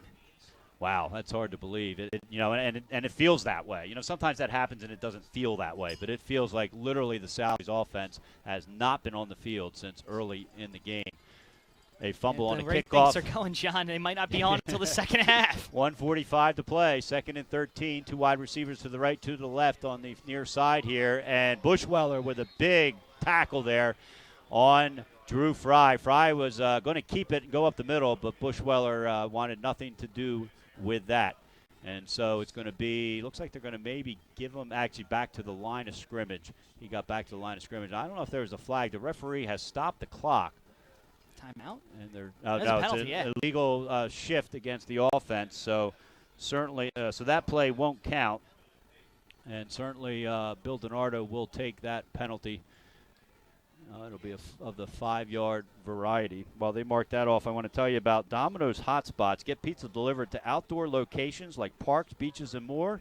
Don't worry, if you're not at home, it's not a problem. Visit Domino's.com for detail on Domino's Hotspots. So the penalty for Middletown is going to be their first of the night. So I'm sorry, their 5th of the night. So if Zach Blum's looking for something to talk about at halftime, it can be the penalties because they've been of all kinds of varieties. They had a hold, an intentional grounding, another hold, an illegal motion, a delay of game.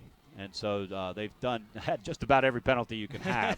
1:22 to play. The clock is ticking. 2nd and 18, ball on the 22-yard line. Fry drops back. He's being flushed out of the lot. Great job. Fires to the end zone. Nicky Johnson leaps up but can't hang on to it. Can't hang on to it. And the Sally's defensive back, that was Dalton Manat. He gets up and kind of gives them the incomplete signal. I'm not sure you do that when you're trailing 20-0. Yeah, that's a little bit of a Jalen Mills taunt right there. You're down. You don't want to make a taunt there. I said good job because good job by Drew Fry to evade the rush and then find a way to find the open receiver. Now, they did throw a flag. We'll see if they called a like taunting holding. penalty. Oh, okay. It was a holding penalty. It looks like holding. Yeah, we haven't gotten a signal yet. The ref threw the flag, picked it up, stuck it in his pocket. That's against Salesianum, yeah. It looks like. It is a personal foul. Roughing the passer. Okay, so it was not taunting like I thought it might be. It was roughing the passer. So talk about another tough break for Sally's. Their 2nd penalty of the night, and it's going to give Middletown a first down. We'll see where they end up marking it. They're still trying to figure that out. It looks like it's going to be at the 16-yard line. We mentioned Middletown's committed 5 penalties. Sally's only 2, but Sally's penalties just feel bigger because they come in those moments where you're about to walk off the field and you're about to put the offense back on, and then drive just continues. Drew Fry drops back. He's being flushed out to the left. Fires to the left side. Has his man, and it might have been Trey Griffin. Waiting for him to come back into my line sight here. It was Trey Griffin. Trey Griffin with the 11-yard touchdown run, pass and catch from Fry. So Drew Fry, Benny, what else can you say about him? He's almost like you said in the pregame show. He's the Tom Brady of Delaware high school football. He is, without a doubt, the best quarterback right now in this state. And if there's anyone that wants to argue that, come up into the booth right now because I'm witnessing a 4-touchdown performance. He has been spectacular. No mistake at all, aside from the intentional grounding penalty, but he has been spectacular in this game against one of the most storied programs in the state of Delaware. Beer line is on. The kick is up, and it is good. So with 1:06 to play, Middletown has pulled ahead 20-7 to nothing over Salesianum. We're going to take our final break of the first half. This is the Fox Sports 1290 Game of the Week on iHeartRadio, presented by the United States Air Force, and you're watching it live on 302 Sports. No matter where you are in life, at every stage, we are here for you, for all of life's big moments, and everything in between. After all, that's what families are for. We promise to make a positive difference in your financial life and go beyond the norm. Be a part of the Dover Federal family. Local people, local decisions. Dover Federal Credit Union. No matter where you are in life, at every stage, we are here for you, for all of life's big moments, and everything in between. After all, that's what families are for. We promise to make a positive difference. The kick is away, and it's taken by Kevin Ferris. He's going to bring it up the middle to the 30. 35 almost gets the ball stripped away and finally gets brought down at the 37-yard line. Benny, you said it when we were off the air. It is 27-0 Middletown over Sallies. This is one of the most storied programs in all of sports. They have over 160 state championships, and you said it best. Middletown is playing like they don't care.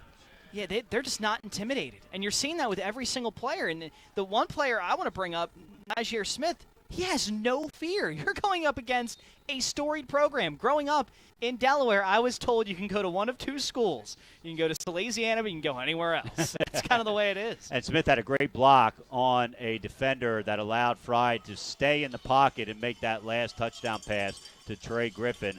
And the handoff is up the middle, and they're going to give him a yard to the 38-yard line. That was Watkins on the carry. The clock is running. 42 seconds left to play. Sally's has 2 timeouts left if they choose to take them. Looks like they're trying to put something together here, and 4 guys jumped off sides, so usually that means the center didn't pass it back or hype it back when he should have. That's going to be an illegal motion penalty, the 3rd of the night. That'll stop the clock, and it will also push Sally's back to the 33-yard line. Oh, to be a fly on the wall for the Bill DiNardo halftime.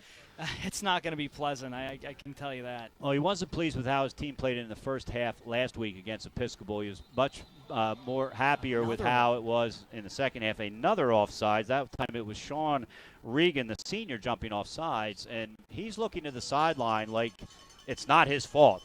And so that's 2 times in a row that time it was just Regan. The other time it was a bunch of them. Sally's called a timeout. That's a good timeout for Coach DiNardo. It seems like Salesianum's on the verge of imploding right now in terms of just miscommunication. Just all back-to-back false start penalties. Smart timeout by Coach DiNardo. Yep. This is a coachable moment, and this is a moment where you're out of the game right now. There's still a chance for you to get back into the game. It's just getting dimmer and dimmer by the seconds. So Drew Fry has 4 touchdown passes on the game. He came into tonight's game with 9 touchdowns through the air, so he now has 13. He's also got 3 rushing touchdowns. We've only seen him rush twice. Once he picked up 4 yards. The other time he barely got back to the line of scrimmage. But, he doesn't have to rush. You've got Najir Smith. You've got Ben Martin if he ends up getting into the game later on. Or the way Middletown's offense is structured, those little short passes kind of work as runs for him. And a quick out pass, and that looks like it's to Regan, the guy who was offsides last time. Nice tackle made out there by DeKez Walker, who's also got a touchdown tonight.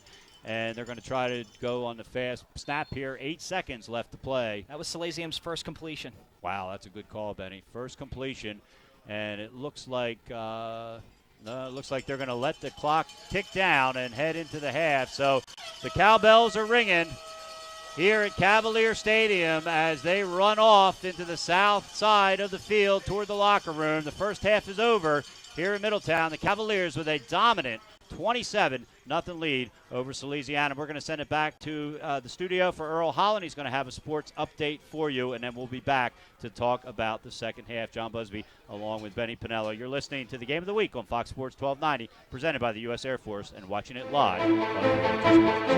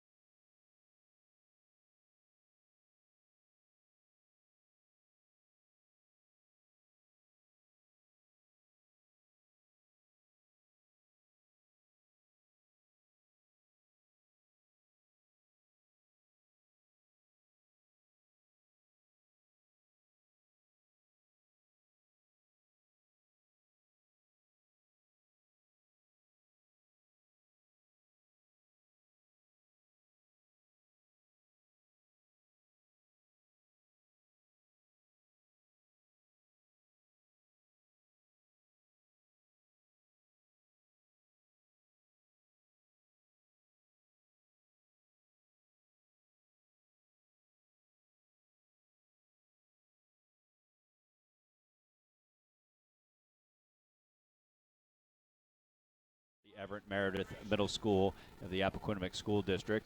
About 3:50 left on the clock here at halftime. John Busby along with Benny Pinella. Thanks to Earl Holland for that halftime report. Caught you up on some scores. Since he gave you the Sussex Central Smyrna score, Sussex Central has kicked a field goal. They now lead Smyrna 31-12 with 8:16 left in the fourth quarter, probably even less than that now. And, Benny, you talked about it. You called it. I mean, that's going to give Smyrna its third loss of the season. 2-3. And they can't afford another one after that. Not many teams get in with 6-4, and remember, they only have 9 games on their schedule. Yeah, it's going to put them in a rough spot. That's 5 games through the season. You're 2-3. That's not a spot you want to be in if you're Smyrna. But more than that, positioning in the rankings, I'm not so sure they're a top 5 team if you lose to Sussex Central at this point, and it just doesn't get easier after that. Yeah, it'll be up to Brad Myers to decide. We, of course, go by his rankings each week of Delaware Online. Here at Cavalier Stadium, it's been one-sided, to say the least. Middletown with a 27-0 lead.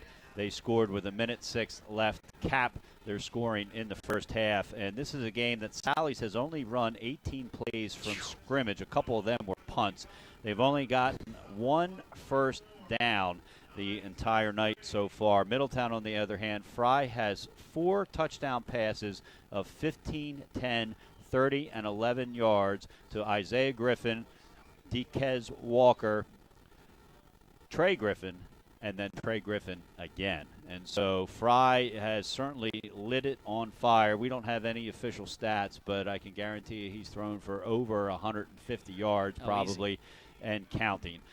In addition to this being the Beat the Beast Cancer Night here at Middletown Stadium, it's also one of the Great American Rivalry Series games broadcasted on the internet at greatamericanrivalry.com across the nation and around the world as part of the Rivalry Series broadcast network presented by the United States Marines. We want to give a special welcome to all servicemen and women around the world who are listening to this broadcast. We appreciate all you do and hope you're enjoying the game. That, of course, is worldwide. Here locally, it's the United States Air Force that sponsors it, and we were lucky enough to have Tech Sergeant Andrew Bugg on with us at the beginning of the game. He told us a little bit about what brought him here from Kentucky, and it was just neat talking to him, and that's a great relationship we hope to continue here after football season as well. But, Benny, for Middletown, a dominating 27-0 lead. We talked a little bit in the pregame about them looking ahead to next week's trip to Florida, where they would take on IMG, one of the top football programs in the country, and they certainly aren't looking ahead.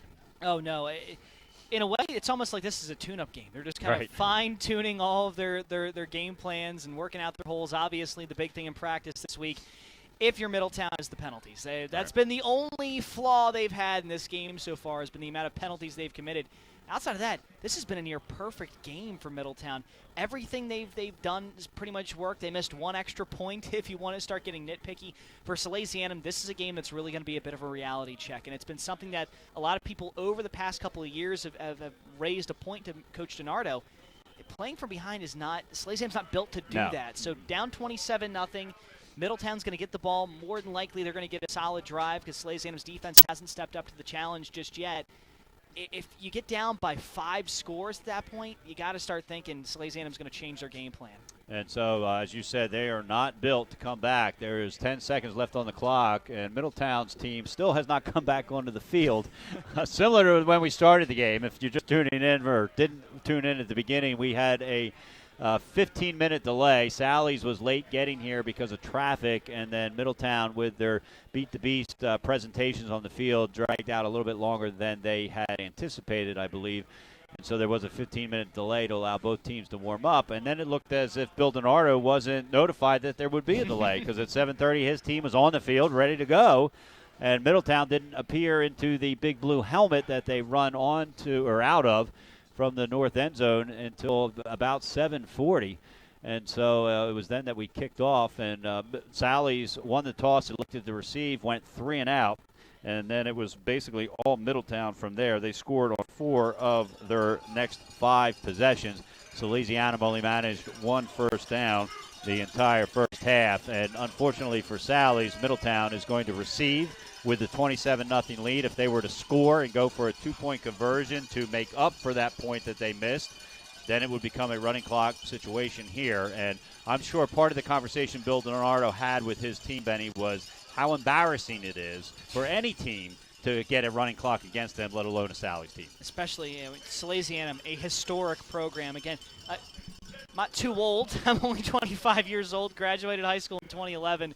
But I remember growing up, going to Salesianum games at Baynard Stadium, watching the likes of Deladon and Viscount and Zerba and all the great players that have come through the halls at Salesianum. It influenced my decision to go to St. Mark's, but it also has led me to have great respect for this program. But right now, it just looks like Middletown has no respect for Salesianum. 27-0, and Middletown has yet to have to really punt the football. And when we say no respect, we say that in a positive, respectful way, that they don't care who they're playing against. They're going to come out and they're going to play and fire it away. They're decked out. And play their game. Yeah. Again, I don't mean to say it as if they don't respect Salesianum as an opponent. But right now, it just looks like they don't really care who they're playing. No, they're going to come out and they're going to play hard and they're going to play strong, and they've done just that. They're decked out in their pink jerseys with the blue pants. And it's what happens is these players, they get these pink jerseys just for this game, and then they put the name on the back of their jersey, someone they either know or are related to, who has either passed away from cancer or is fighting. And I looked down and I saw Cameron Saunders, the junior wide receiver. He's number 81, and he's got Ginny Emerson's name on his back. She was my oldest son's kindergarten teacher back about 21 years ago, and she was wonderful. She was one of those teachers that every parent wanted for their kid, and then sadly she passed away well before her time. But what an impact she had on the people, and I guarantee you a lot of these players that are on the sideline had her as a teacher and certainly respected her. And so it is a neat thing that they do here in Middletown. Sally's as part of it as well. They are decked out in pink. Staff had, remember, really, when you think of community and you think of high school football, you think of an event like this, everyone knows someone or has been impacted by cancer. It's a disease that they cannot find the cure fast enough. No, they and cannot. I think you ask anybody if there was one disease that somebody could cure, that would be the one. Yes, because exactly. more people are impacted that by anything. Final downstate. Smyrna loses its first game, stepping up.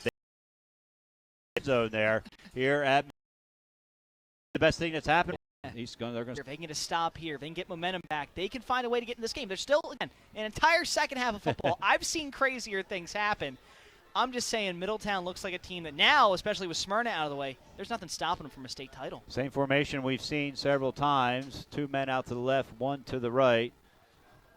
Drew is back. Drew Fry. He's going to fire to the right. Tries to hit Guthrie. Guthrie's tripped up. Middletown looking for a penalty. I think that's a good no call. I think that was an uncatchable ball. Incomplete pass. A rare one for Drew Fry tonight. Uncatchable ball, and I think it was a combination of the receiver and the defensive back getting tangled together. No one's fault. Good no call. I agree. Going to bring up a 2nd and 10 ball on the 20-yard line. So Drew Fry, we've watched him. This is our third game. We watched him last year. I've seen a lot of film. He rarely makes a mistake in a pass. When he misses a pass, it's where nobody else can get it, and you pointed that out early in the game, and that was the case right there. That was either going to be a touchdown or an incomplete pass, and that's exactly what happened. That's high IQ football. He's only really made one mistake, and that was when he was under pressure. So that might be something that, coaching-wise, you got to get him more confident in throwing under pressure. He's had a couple of throws that were rather tight when it comes to the pressure, but again, he's been a stellar quarterback. Johnston on the jet sweep, left to right, going to maybe get back to the line of scrimmage, maybe a gain of 1. So 2 good defensive plays by Sally's. If you're building Ardo, you're happy about that because you didn't see that a whole lot in the first half. And that's going to bring up a 3rd and 7. They're marking the ball on the 23-yard line. We're just underway here, 11:30 to play. John Busby along with Benny Pinella. Earl Holland is back in the studio broadcasting for us back there. He'll have Middletown's in no hurry. Nope, the clock is on their side with a 27-0 lead. Fry is back. He fires to the right, and it's going to be incomplete. Nice coverage on the play there by Jack Haley. They were trying to get the ball to Isaiah Griffin, who's got one of the touchdowns tonight and a couple other nice catches, and that's going to bring on the punting unit just for the first time tonight here for Middletown. Anytime you're punting for the first time with 11:08 left in the third, you've had a good night offensively, and they certainly have. 27 points. Kevin Ferry drops back for Middletown. For Salesianum, and into punt is C.J. Lockett for Middletown. Lockett has a 39.4 average. And the kick is away.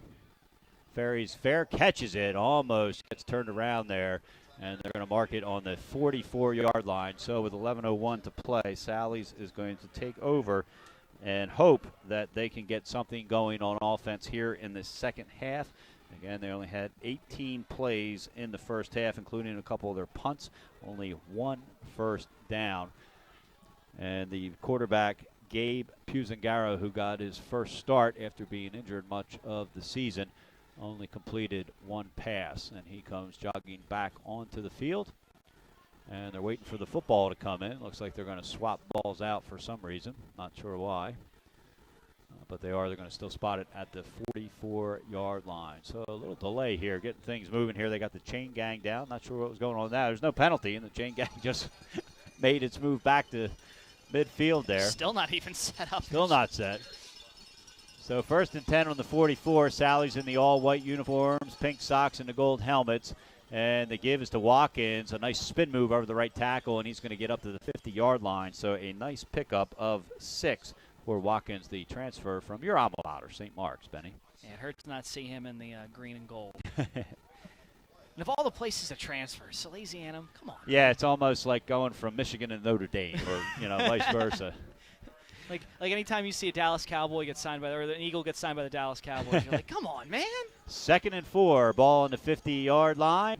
Bushweller goes in motion from right to left. Mara with the lead block. The handoff is to Watkins, and Watkins is going to spin to the first down, still on his feet, going to mark it at the 43-yard line. So just like you couldn't have asked for a better defensive start for Sally's, Benny, you can't ask for a better offensive start either. Yeah, it looks like whatever Coach DiNardo said in the locker room is definitely resonating here. The line's getting great penetration. That was a good hole for Watkins to run through. And, again, if you can get him into the second level, he can take care of the rest. He's that talented.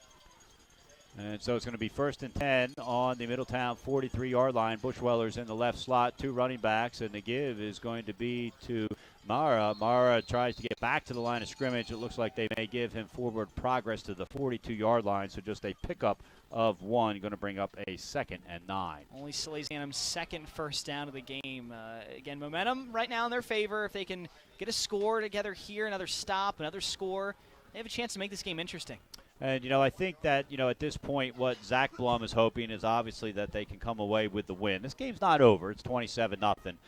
But he would also like to get some of his starters off the field because they're going to have – the starters are going to be in for much of the game next week down at IMG. They're not going to probably have a 27-0 lead over that program, one of the best in the country. Misdirection play there to Mara, and he gets it and plunges forward, and he is right at the first down marker.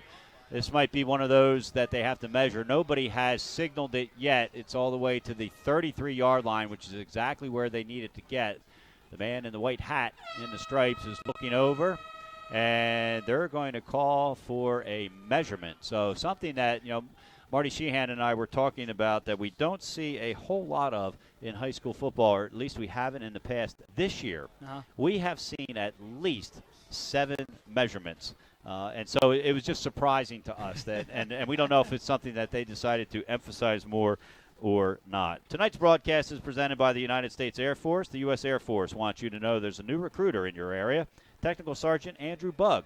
His office is located on the riverfront in Wilmington. Stop by and find out about the exciting opportunities waiting for you in today's Air Force. And it is going to be a first down for Salesianum. So after only picking up 1 first down in the entire first half, they already have 2 here as they get set to run the 5th play of this drive that started at their own 44-yard line. It is now 1st and 10 on the Sally's 33. Bushweller goes in motion right to left. Puzangaro is under center. The give is to Watkins, and he is drilled. The blue helmet goes flying, but that's because it was such a big hit. The hit by Middletown's Ryan Fields, and Watkins is going to be a loss of 1 back to the 35. 2 yards, I should say. A loss of 2 yards back to the 35. And so that's going to bring up a 2nd and 12. So a huge hit by Ryan Fields. By rule, he has to leave the field. His helmet came off, and he'll be set to go right back out. The name on the back of his jersey is Kyle Fields, I assume, obviously a relative. And the fake is to Watkins. It's again end around to the other side, and that's Jesse Wheatley getting his first carry of the night. And he's going to get to the 29-yard line before he's tackled out of bounds. So a nice trick play there to Wheatley. That's a smart play right there for Salesianum. They've been able to, when they get to the outside, Salesianum's been able to find success. I hope that's something Coach DiNardo moving forward when you play Middletown next year or the following year. That's something you install into the game plan. You can beat Middletown if you can get away from those big defensive linemen and get yourself some space. And so they've got the space now, 3rd and 6. They're on the left side of the field. Bushweller goes in motion, I formation. And the give is to Watkins. He's trying to get around the edge. He does, and gets knocked out of bounds hard. Looks like he did get the first down. The initial spot is at the 21-yard line, which would be enough for the first down. So the 3rd first down of this first series in the second half for Sally's. 2 more than they had the entire first half. They're going to mark it at the 22-yard line. Still going to be enough for the first down. And if Salesianum can find a way to get a score here and have some time on the clock, get a stop. And this is key because it's giving their defense a breather for the first time. Salesianum only had 1 or 2 drives at the end of the second quarter. High formation, Bushweller left to right this time. He's going to be the lead blocker. Actually, Pusangara is going to come back and try to get it to the corner of the end zone, looking for Jack Healy, the big tight end, 6'1". He's got to be taller than that. That's what's listed on the sheet here. The pass is incomplete. Nice job on defense there by Dekez Walker, doing it on both sides of the ball tonight.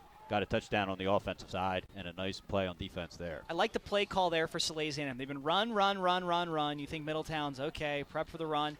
Throw the ball right there. That's a smart play call. You had the guy open, Pusangara. Unfortunately, was under pressure, and it's been that way for him all night long. It also stopped the clock, something that hasn't happened this entire drive, but Sally's needs to do if they're going to have any shot to come back. 2nd and 10 on the 22. The give is to Mara, getting a couple carries this half. He's going to get back, maybe pick up a yard, and they're going to mark it down at the 21-yard line, and that'll bring up a 3rd down. I want Salesianum to go back to those sweeps, those outside runs, because that's where they've been able to find success. They've done it 3 or 4 times. They've been able to get big, chunky yards when they've done it. Again, you can outrun these Middletown defensive backs. Just bounce it out to the outside. And I understand you want to pound it in between the tackles, what Salesianum's historically done, but if they can just bounce it out, they can get some big, chunk yards and pick up first downs and eventually a score. And Bill DiNardo is going to take a timeout. Sally's is getting ready to run a 3rd and 9 from their own 21. They trail Middletown 27-0, 7:13 to play in the 3rd quarter. We're going to take our first break here on Fox Sports 1290 and 302 Sports. Unique Image opened for business in Wilmington, Delaware in 1979 with one focus, wowing our customers with great products and even greater customer service. 30 years later, we are still doing exactly that. Whether you're looking for marketing tools to promote your business, gifts for your employees or clients, or planning a special event, we're here with the voice of experience to help you every step of the way for your complete satisfaction. Visit our new showroom in the Mill Creek Shopping Center, 4577 Kirkwood Highway. Unique Image, you envision, we create.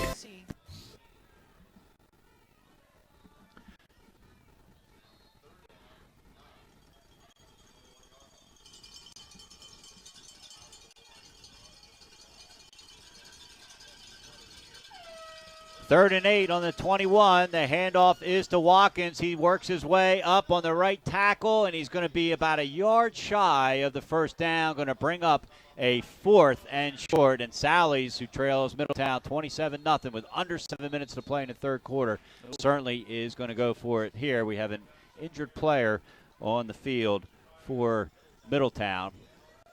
Can't tell who it is. The 3 trainers run out to the side. 6:58 to play. It's going to be a 4th down, and looks like about 2 yards, maybe just under 2 yards there. They're going to mark the ball on the 14-yard line, it looks like. And so they're tending to the player down on the field right now. Special Olympics Delaware is always looking for qualified coaches or former players wanting to coach. The next seasons are bowling and basketball. It takes just 2 hours a week for 8 weeks to make a difference. For more information, visit SODE.org.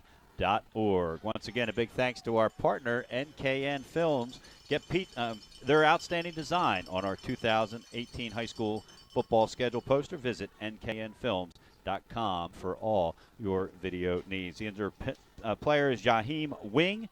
defensive end. He's only a junior, and he comes limping off the field. And I shouldn't say he's not really limping as Benny's motioning. It looks like it's more his arm that got hurt there. 4th and 2, ball on the 15-yard line. A big play here for Sally's. I formation, Bushweller goes in motion right to left. The give is to Watkins, and he's brought down behind the line of scrimmage. A huge play there by Ralph Alizzi, bringing down Watkins behind the line of scrimmage. That's going to be a turnover on down. So a great drive by Sally's until the end. It was an 11-play drive that started on their own 44-yard line, and they couldn't come up with the 4th and short. Turnover on downs, it goes back to Middletown. That Middletown defense was jazzed up. That's what I love about Cavalier Stadium. The fans are literally right on top of it. You only get like 5 yards of space on the sidelines, but the fans are right on top of the teams, and the defense right there was living off the emotion right there. Big stop, and one you could argue that if Middletown can score here, could seal the game early. Certainly Sally's, you would think, with the amount of time that drive took, almost 5 full minutes, they would have to score. Fry's backfires over the middle. Johnson, another great hands catch, reaching out and hauling that in at the 30-yard line up the middle. And it's going to be a first down for Middletown. How did he catch that? That was so incredible. Drew Fry threw it to a spot where Johnson, again, that was a perfect throw. It was right in. He ran right into that pass. Again, I'm just so impressed by Drew Fry. Drew Fry with a great pass, and when you got a sure-handed receiver like Nicky Johnson, as well as a couple others, 2 guys named Griffin and a guy named Guthrie, you're in good shape here as Middletown's looking to go 6-0, and with the upset of Smyrna by Sussex Central, there's going to be a shake-up in the top 5. And the give is to Smith. He fakes to his right, comes back to the left, looking for a block, and he's going to be dragged down from behind. That was Colin Fowler making sure that Smith did not get back to the line of scrimmage. And it looks like it's going to be a loss of about 8 or 9, 8 back to the 22-yard line. And that's the one part of Smith's game that you don't like, is that he always is trying to go for the big play. In that instance, he was trying to go for the big play. Kid's got courage, though, and I will credit him that, but sometimes you just have to know. I think that's something that Smith needs to learn, is sometimes you just need to take a loss, take a 3 or 4 yard loss, because when you lose 8, Coach Blum ain't going to be too happy. He averages 14.75 yards a game, so I think sometimes that makes it worse. When you average that much, I mean, obviously it's good for the team, but it makes you think that you are indestructible when it comes to that. Fry drops back, 2nd and 18 on the 22. Whips one over, and that's picked off out of the air. It was tipped and picked. Interception by Dalton McNabb, and so just like that, momentum temporarily right back to Sally's. Wow, that was incredible. Drew Fry, again, that's the first mistake that's the first of legit mistake he's made all game long. That's a pass that should have been hauled in. It was tipped up. The receiver, I guess, was too quick on the setup.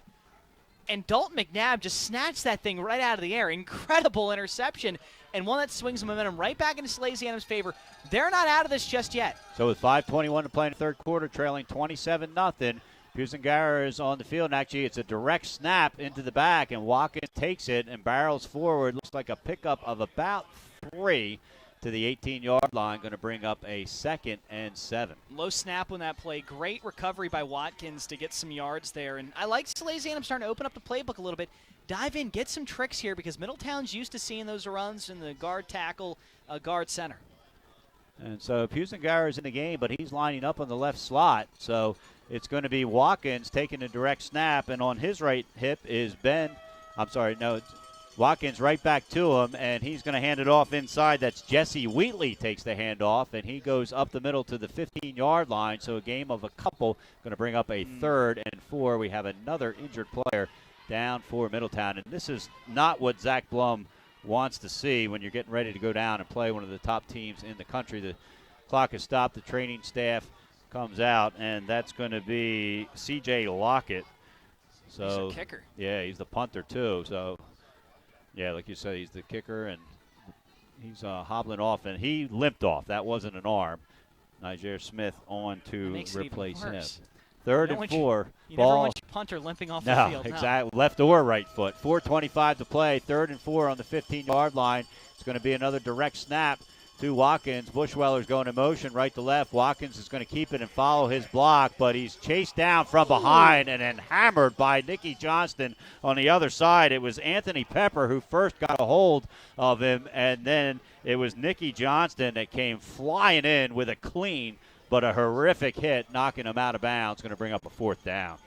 Right in his grill. That was a hard hit right there. One you don't see too often because football's kind of moving away from the hard hits, but Salesianum, an opportunity now. This is a drive to decide this game for Sallies. They get the first down, they have a chance to score. If they don't, now you got to really start thinking how this game's going to shake out. Pusengara is lined up still in the slot. Luke Schneezy is on the far left-hand side. Watkins is going to take the snap. Wheatley is on his right hip. Watkins is going to follow Wheatley around the right side. Watkins gets away from one tackle, and then it's Nicky Johnston who ends up taking him down, and he's going to get a first down. In on the tackle also was Ryan Fields. He made the first contact. So Sallies did what they needed to do. You said, Benny, they got a first down, and now they have a shot to score.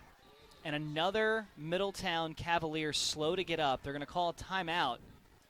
And Middletown's got to watch it now because that's a handful of injuries. It's their third injury now. Well, they're making Nicky Johnston come off, and I wonder if he got up maybe a little bit woozy, and so they're going to force him to come off. Remember, he delivered that big hit on that last play, and he was in on that play as well. And so, I think it's one of those situations that's a good call by the ref that he maybe saw Nicky get up a little woozy and insisted that he come off the field. 1st and 6, ball on the 6-yard line, under 4 minutes to play here in the third quarter. John Busby along with Benny Pinella, and Pusengara is back under center. Wheatley is the up back. Watkins is the fullback. Bushweller goes in motion from left to right. The handoff is to Watkins. He's going to get around the side, and a very nice tackle over there. The man managed to avoid the blocker, Bushweller. That was Demetric Denson with his 9th tackle on the season that prevented Watkins from sneaking around the corner there and getting in the end zone. Just 5 yards. Salesianum can take that egg out of the scoreboard there, and that'll be huge for their confidence moving forward into the fourth quarter. If they can score here, they can score again.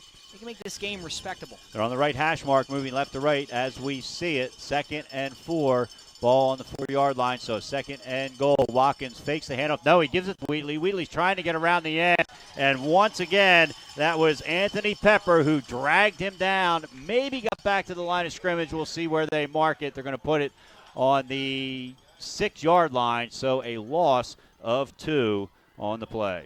Middletown's defense just ball hawking at this point. It's tough. So Sally's longest play happened in the first quarter, and it was a 20-yard run by Watkins. This has just been such a dominating performance by Middletown on both sides of the ball. Well, they're doing what you said they ought to try, is to go around the ends, and it did work a couple times, but Middletown has reacted and shut it down. 3rd and 6 on the 6. The pitch is back to Watkins, and Watkins fumbles the ball. It wasn't a great pitch, but coming up with it is Middletown. That's Shaheem Wing. It lands in his paws, and he falls to the ground, and Middletown's going to take over on their own 15-yard line. The 3rd turnover of the day for Sallies. Yeah, Pusengara is on fault at that one. That was a bad pitch. That was to the wrong shoulder. You got to lead the running back when you go to pitch him. You can't go to the back shoulder because that just it's such a, like, when you go to pitch the ball, you're putting it in the back shoulder. The running back's got to adjust and prep for a hit.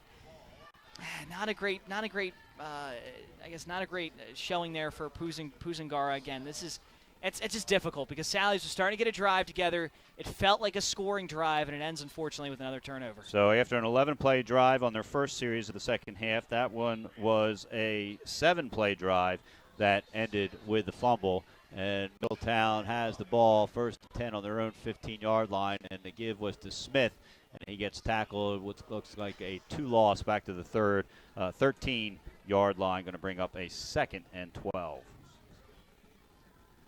Again, if you're just tuning in, Sussex Central has taken down Smyrna High School 31-12. It's the first loss in 20 games in the Henlopen North Conference for Smyrna. Again, the Eagles have won 3 consecutive state championships and have 3 losses in a season for the first time in the last 4 years. Fry drops back on 2nd and 12, fires over to the right, has the sure-handed Nicky Johnson, makes the catch at the 30-yard line, tackled there, and moves forward to the 35-yard line. That tackle was made by Dalton McNabb, but another example, you throw the ball to Nicky Johnson and it hits his hands, Benny, he's hauling it in. Yeah, I think that's Drew Fry is blessed with the fact that he has some great talent around him. I mean, he's a talented quarterback, but I think his skills are even, I guess, more exemplified because of the talent that's around him.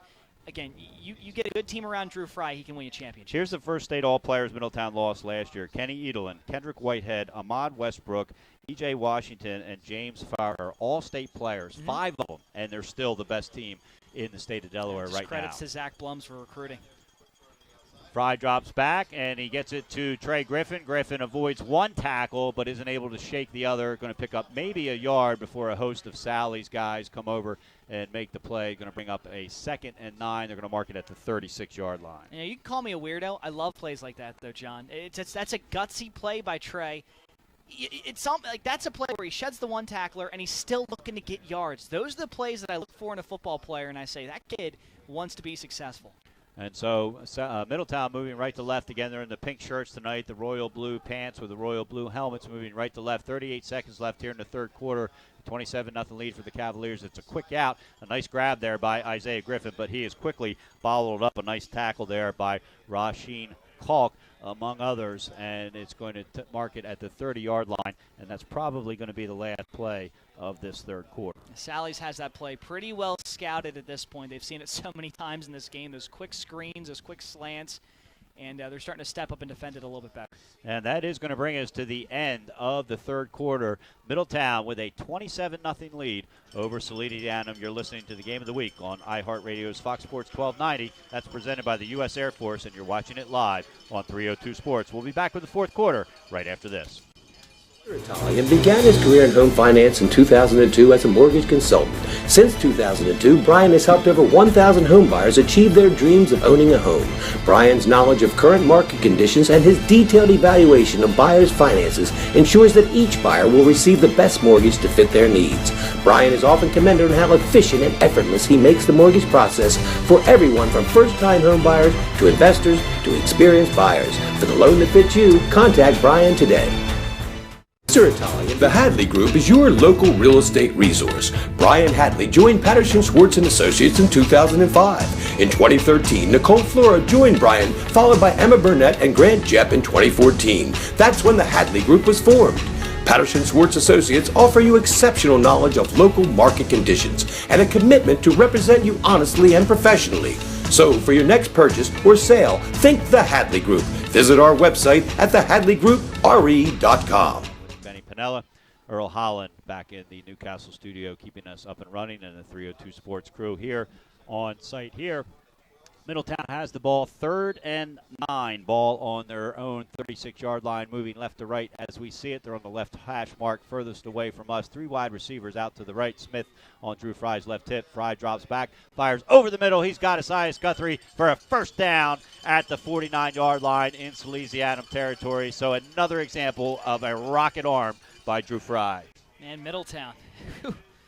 They're the kind of team that just rips your heart out. 3rd and 9, they pick up a first down and then some. It's been a rough day for Salesianum's defense. But if there's one good thing that we can go back to in the third quarter that they can draw momentum off of is Middletown didn't score. Yeah, they did. So Middletown didn't score, and Sally's offense had 2 nice drives. They just couldn't finish them off. 1st and 10, ball on the Sally's 49-yard line. It's a fake to Smith and fires over the middle, incomplete, trying to hit Drake Griffin on the slant pattern there. Going to bring up a 2nd and 10. That's the one little critique of Drew Fry in this game has been when he's under pressure, he tends to make his decisions a little quicker than I think he wants to, so he needs to get a little more comfortable with that. I guess in practice, take a couple of linemen away and see if you can't get the rush on him a little bit more and what he does, and just get him comfortable with someone bearing down on him. That play reminded me of Joe Montana to Jerry Rice, where you try to do it so quickly that if he does make the catch, he's gone. And we saw Jerry Rice do that, of course, made a Hall of Fame career out of it. Of course, made Joe Montana's Hall of Fame career as well. 2nd and 10 on the 49, just underway here in the fourth quarter. Middletown with a 27-0 lead, and they forced the defense to jump. That was big James Yelbert, 6'4", defensive lineman, and so that's going to be another penalty against Sally's. That's their 4th of the day. First here in the second half. Really a relatively penalty-free night. We've got a total of 9, all an assortment of them for Middletown, and for Sally's, same thing. There hasn't been one particular thing that has hurt either team. So now it's 2nd and 5, ball on the 44-yard line Fry drops back. He's looking to the right sideline. Has his man. It's Nicky Johnson. He makes the catch at the 20. Fakes the defender out once, but not twice. Nice job by Dalton McNabb saving a touchdown, but not before Nicky Johnson gets down into the red zone again. Stop me if you've heard this. Drew Fry to Nicky Johnson for a first down. I feel like it's a broken record at this point. Third first down on this drive, which so far has been 8 plays, started at their own 15-yard line back in the third quarter. So they've put together an impressive drive here all the way down to the 12-yard line. You can hear the cowbells here at Middletown. That's the other thing about these games in Middletown, Benny. Nobody leaves from this side of the bleachers. They here to the bitter end. First and 10. 1 minute into the fourth quarter here. They give it to Niger Smith. He barrels up the middle, and it looks like he's going to get to about the 7-yard line. So a nice run up the middle. A nice job by the offensive line there for Middletown. And Betty, this defense for Sally's, they got to be getting tired. They haven't, it hasn't been nearly as bad as it was in the first half, but they've been on the field an awful lot tonight. And really, the second quarter for Salesianum, they were on the field for a good 8 minutes in the second quarter. That was tough. Again, that's why having depth on the defensive side of the football is so crucial in games like this. And in a situation for Salesianum, that's kind of thrown out the window because both units have been on the field a lot longer than Coach DiNardo would hope for. That second quarter, Sally's ran 3 plays and punted, and other than that, their defense was on the field. So they've got to be tired. Trailing 27-0 here, second and goal, ball on the 6-yard line. Fry fires to the end zone, has his man, and that looks to be Nicky Johnston with a touchdown. A 6-yard throw and catch. Drew Fry's 5th touchdown of the night. An unbelievable night for the senior quarterback. He's hooked up with Johnson a few times. This time, it's in the end zone for a 6-yard score. Again, stop me if you've heard it. Fry to Johnston. And a touchdown right there. Again, great throw by Fry. Johnston wide open. That was a fantastic route ran by him. If I'm a college scout, I'm looking at, obviously you're here for Fry, but Johnston's been very impressive. He has been. He's one of those sure-handed receivers that is smart. He's good on defense. He's got 3 interceptions. And an interesting move here. It's 33-0, and so a 2-point conversion would make it 35 in a running clock. Instead, the coach has decided to give Kayla Bierlein an opportunity to try to convert her 4th PAT of the night. The kick is up, and it would have been good from about 40 yards out. She boomed that one into the streets in the south end zone. So with 10-11 to play in the game, Middletown has extended its lead to 34-0. We're going to take a break here on Fox Sports 1290 and 302 Sports. Unique Image opened for business in Wilmington, Delaware in 1979 with one focus, wowing our customers with great products and even greater customer service. 30 years later, we are still doing exactly that. Whether you're looking for marketing tools to promote your business, gifts for your employees or clients, or planning a special event, we're here with the voice of experience to help you every step of the way for your complete satisfaction. Visit our new showroom in the Mill Creek Shopping Center, 4577 Kirkwood Highway. Unique Image, you envision, we create. Unique.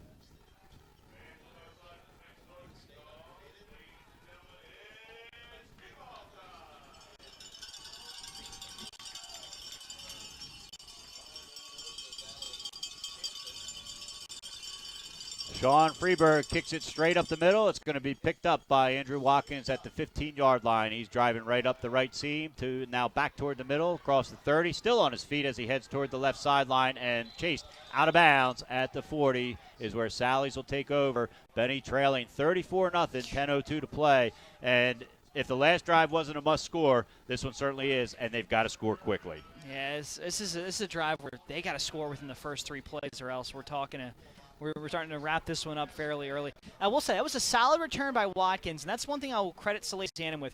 They play regardless of the score until the final whistle.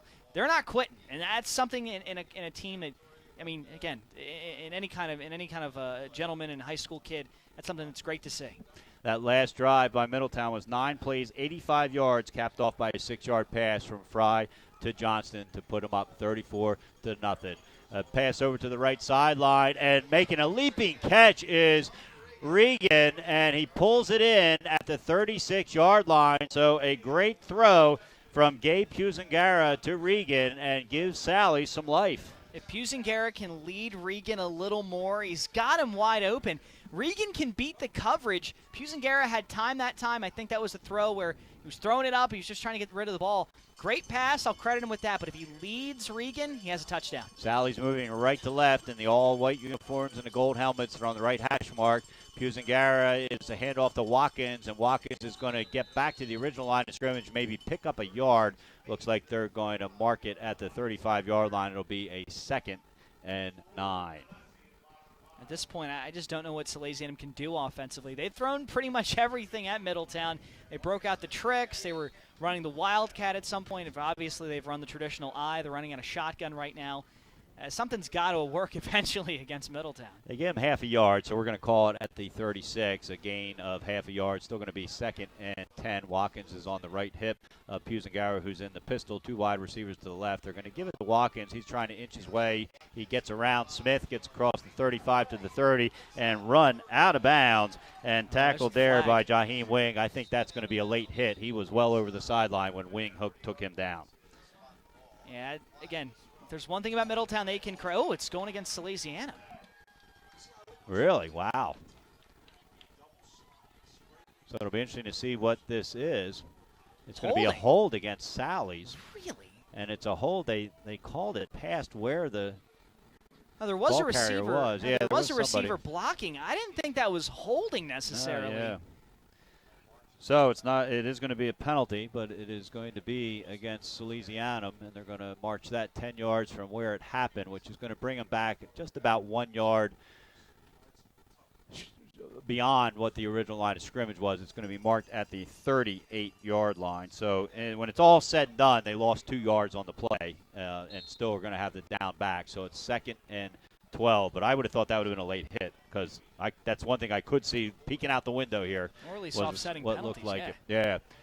So it's 2nd and 12. Ball on the 38-yard line. Bushweller goes in motion right to left. Pusengara is looking to the right, and he fires in the slot and throws it behind his receiver, trying to hit Sean Regan again, and it falls incomplete. That was Smith on the coverage along with Amir Westbrook, and so that's going to bring up a 3rd and 12. I'm not going to – that was a good throw by Pusengara, and I'll say that because, and as you said, he threw it behind the receiver, but if he let him and he misses, there's the defensive back standing right there. So he aimed for the back shoulder. He had it. Regan has to learn to pull that in a little bit. If it hits your hands, you might as well catch it. 8:36 to play, 3rd and 12. They're on the left hash mark, moving right to left. Watkins is on the left hip of Pusengara, who's in the pistol formation. He's looking to the right again, has Regan, but Regan's going to get taken down after a pickup of about 4, and is going to be well short of the first down and bring up a 4th and long.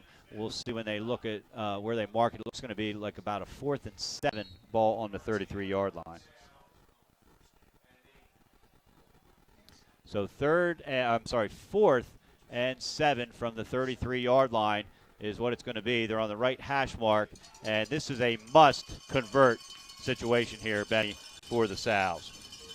And you can kind of say this is the ball game right here. If Salesianum can get this, they can keep themselves alive. And Pusengara is going to roll to his right after faking the handoff. He's going to try to pick up the first down himself. He dives for the yardage marker, but he looks like he's going to be short. They're going to mark it at the 28-yard line, and it's going to be a turnover on downs for Salesianum, and Middletown will take over with a 34-0 lead, 7:51 to play, and they will mark the ball on the 28-yard line, first down for Middletown. There's a lot that Salesianum can learn right here. Again, Salesianum started to see some success with the pass, so I would like to see them implicate that into their game plan moving forward, maybe throw the ball a little more than tradition. Outside of that, I mean, they're just going up against one of the best teams in the nation. There's not much more you can say. The International Brotherhood of Electrical Workers Local Union 313 and the National Electrical Contractors Association, NECA, energizing Delaware with their highly skilled technicians, partnered with Signatory Contractors, Local 313 electricians who will safely get your job done right, on time, and within budget. Visit IBEW313.org. 1st and 10, ball on their own 28-yard line to give us to Smith. They're just looking to chew some clock at this point.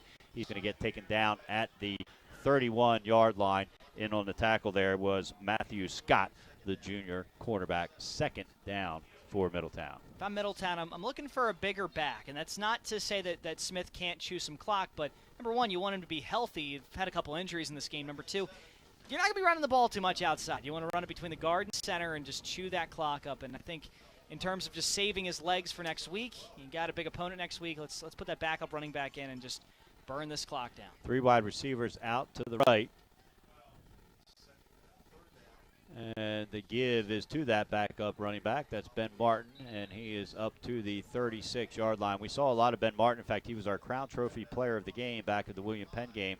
Nair Smith was ejected from that game, and Ben Martin came in and had quite a game for somebody who hadn't touched the football very much. A nice carry for him there up to the 36-yard line. He's got a great name. So Middletown looking over for the play. They go with a no-huddle offense, and they'll run it in and signal it in. They're all looking at their wristbands here. And Ben Martin's going to be in. Nair Smith probably done for the night, I would think. Like you said, give his legs a rest for that trip down to Florida. 2 wide receivers to the right, 1 to the left. They're on the left hash mark, so the far side of the field for us. Fry drops back. Looks like he's going to try to go down the left sideline. He's trying to hit Trey Griffin again, and incomplete. Overthrows his man. Nice coverage on the play there by Joshua Johnson for Salesianum. That's going to bring up a 4th down, and my guess is the punting unit out onto the field. That drive went a little quicker than I expected. I was expecting Middletown to work that clock down. Again, 5 touchdowns in 6 minutes. It's happened before. We'll see if they can do it here. Yeah, we'll see. On to punt for Middletown. It doesn't look like C.J. Lockett this time. It looks like it's going to be Anthony Pepper on to punt.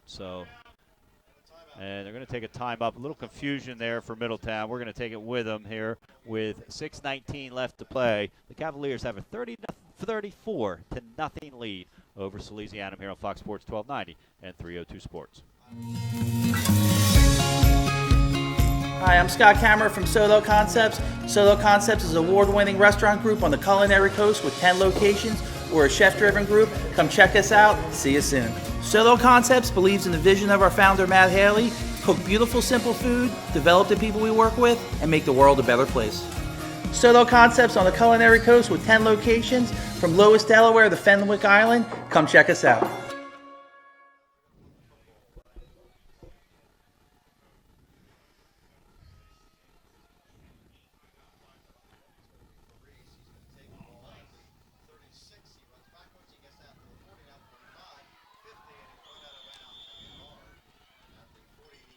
Punt away. Kevin Farris fields it on his own 30, gets it all the way back into Middletown territory before he's driven out of bounds at the 48-yard line. So that's where Salesianum will take over. They got a lot of work to do in a short amount of time, trailing 34-0 with 6:09 to play here in the football game. This game's kind of out of reach for Salesianum. Again, miracles can happen. I don't know if they're going to happen right here, but I know Salesianum definitely wants to get on the board. Well, you said it, and it's no secret that they are not a come-from-far-behind team just because of their style of play, and that includes running up the ball, or running up the middle, I should say, with the ball. That was Mara, successful that time. Pickup of about 9.5. Looks like he's going to be just shy of the first down. No official signal yet.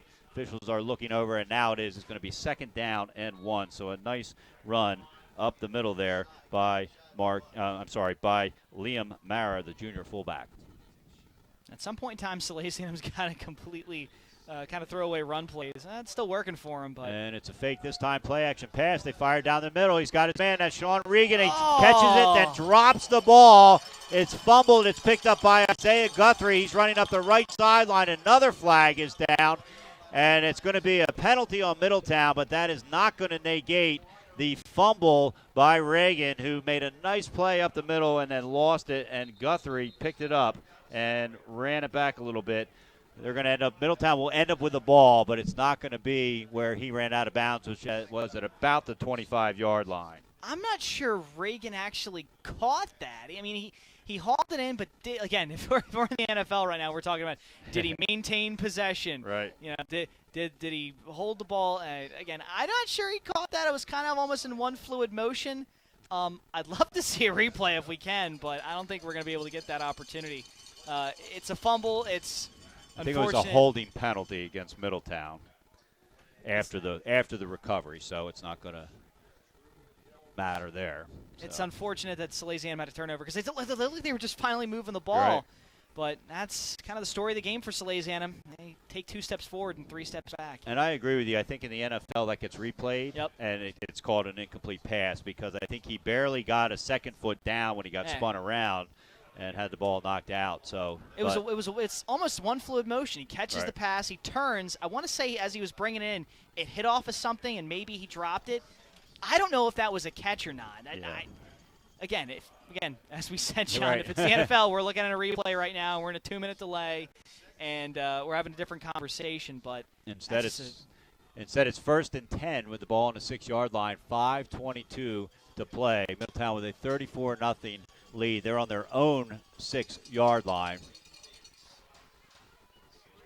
And it looks like the backup quarterback is in for Middletown. That's Braden Davis, the freshman. And he's in shotgun formation in his own end zone, and he's going to toss it to the left. And the run is to the left side over the 10-yard line. And the ball is dropped, and it's fumbled. And waiting for the official call. There was a fumble, and it was recovered by Salesianum. So just when you thought it could go one way, we're going back the other way. So Middletown, with a fumble, gives it right back over to Salesianum. So this last 7 minutes has taken a long time here, Benny. This has been the most exciting 7 minutes of this game. It really has. Turnover, and Salas has a chance to score with 5:08. And something that Zach Blum does not want to see him. And now I don't, he would have to sit out. Ball is second. Develop the people we work with and make the world a better place. Solo Concepts on the Culinary Coast with 10 locations from Lois, Delaware to Fenwick Island. Of the game. Nair Smith is back. Out. Blum, of course, this is a Middletown team that's going to fly down to Florida. I'm not sure when they're leaving. Somebody told me Thursday. Martin again, he goes over the right tackle, is going to pick up a first down. They're going to mark him down at the 41-yard. Starter. You got to get the you got to hate losing. See how he runs this offense.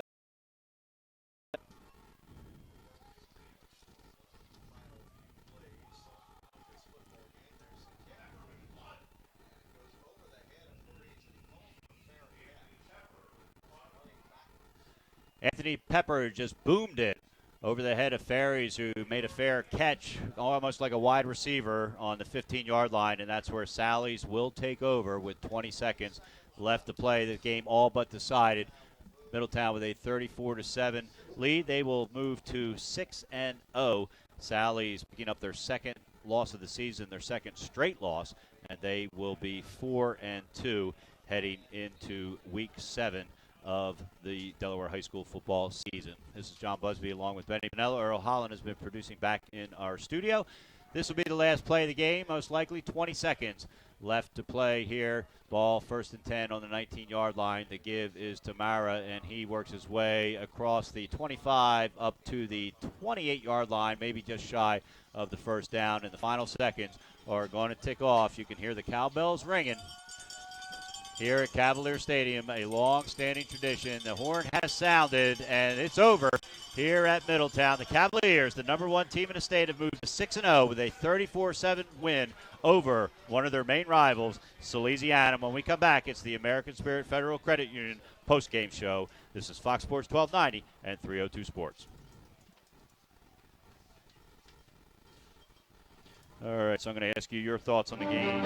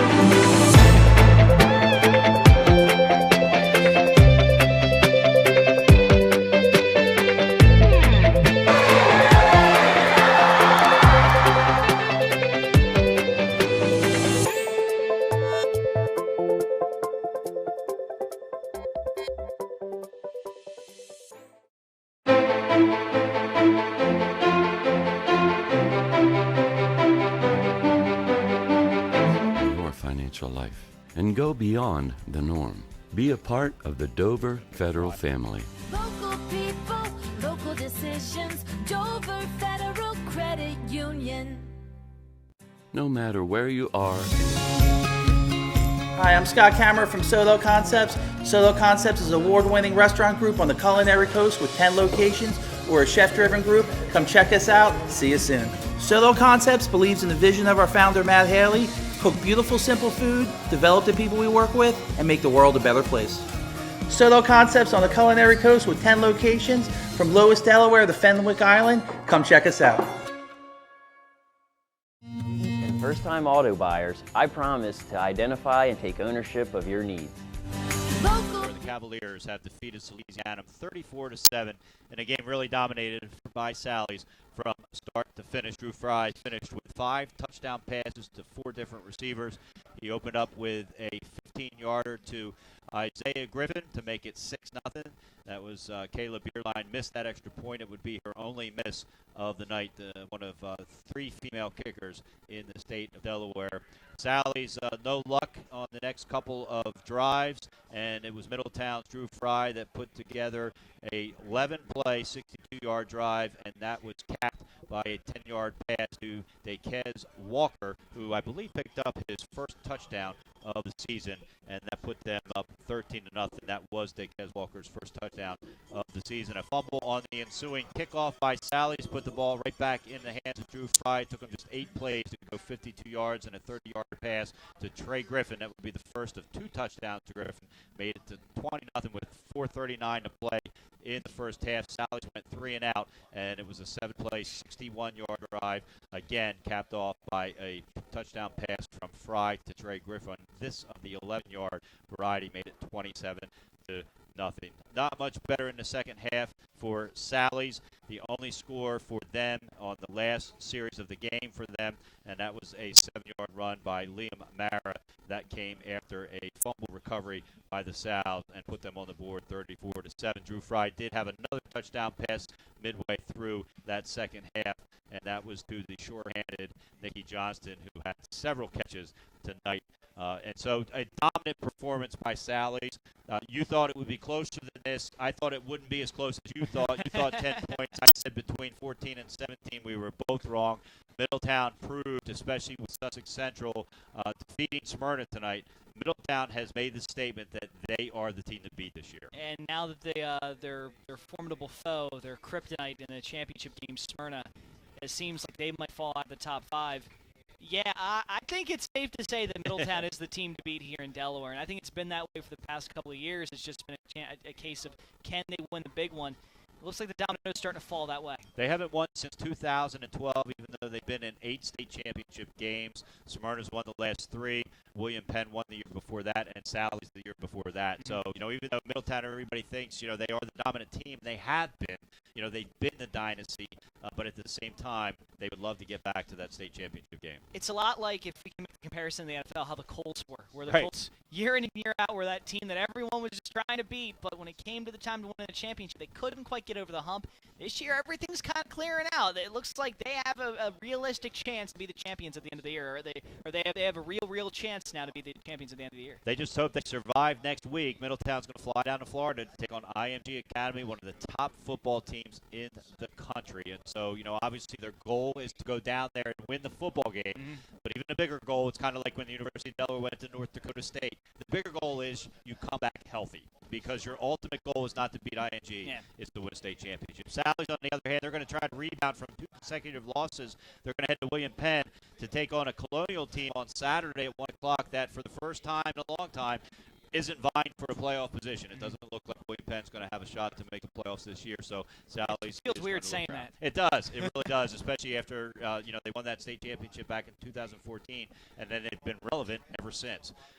And so that Marvin Dooley, of course, moved to St. Elizabeth, and so they're struggling. They're trying to get back their identity under first-year coach Matt Sable. So Sally's is heading to William Penn, Middletown heading to Florida. When we come back, we're going to talk about our Crown Trophy Player of the Game, and then we'll will give you an idea of where we'll be next week. We really don't know. It'll make more sense when we come back. Once again, your score tonight, Salesianum falls to Middletown 34-7. You've been listening on Fox Sports 1290 and watching it live on 302 Sports.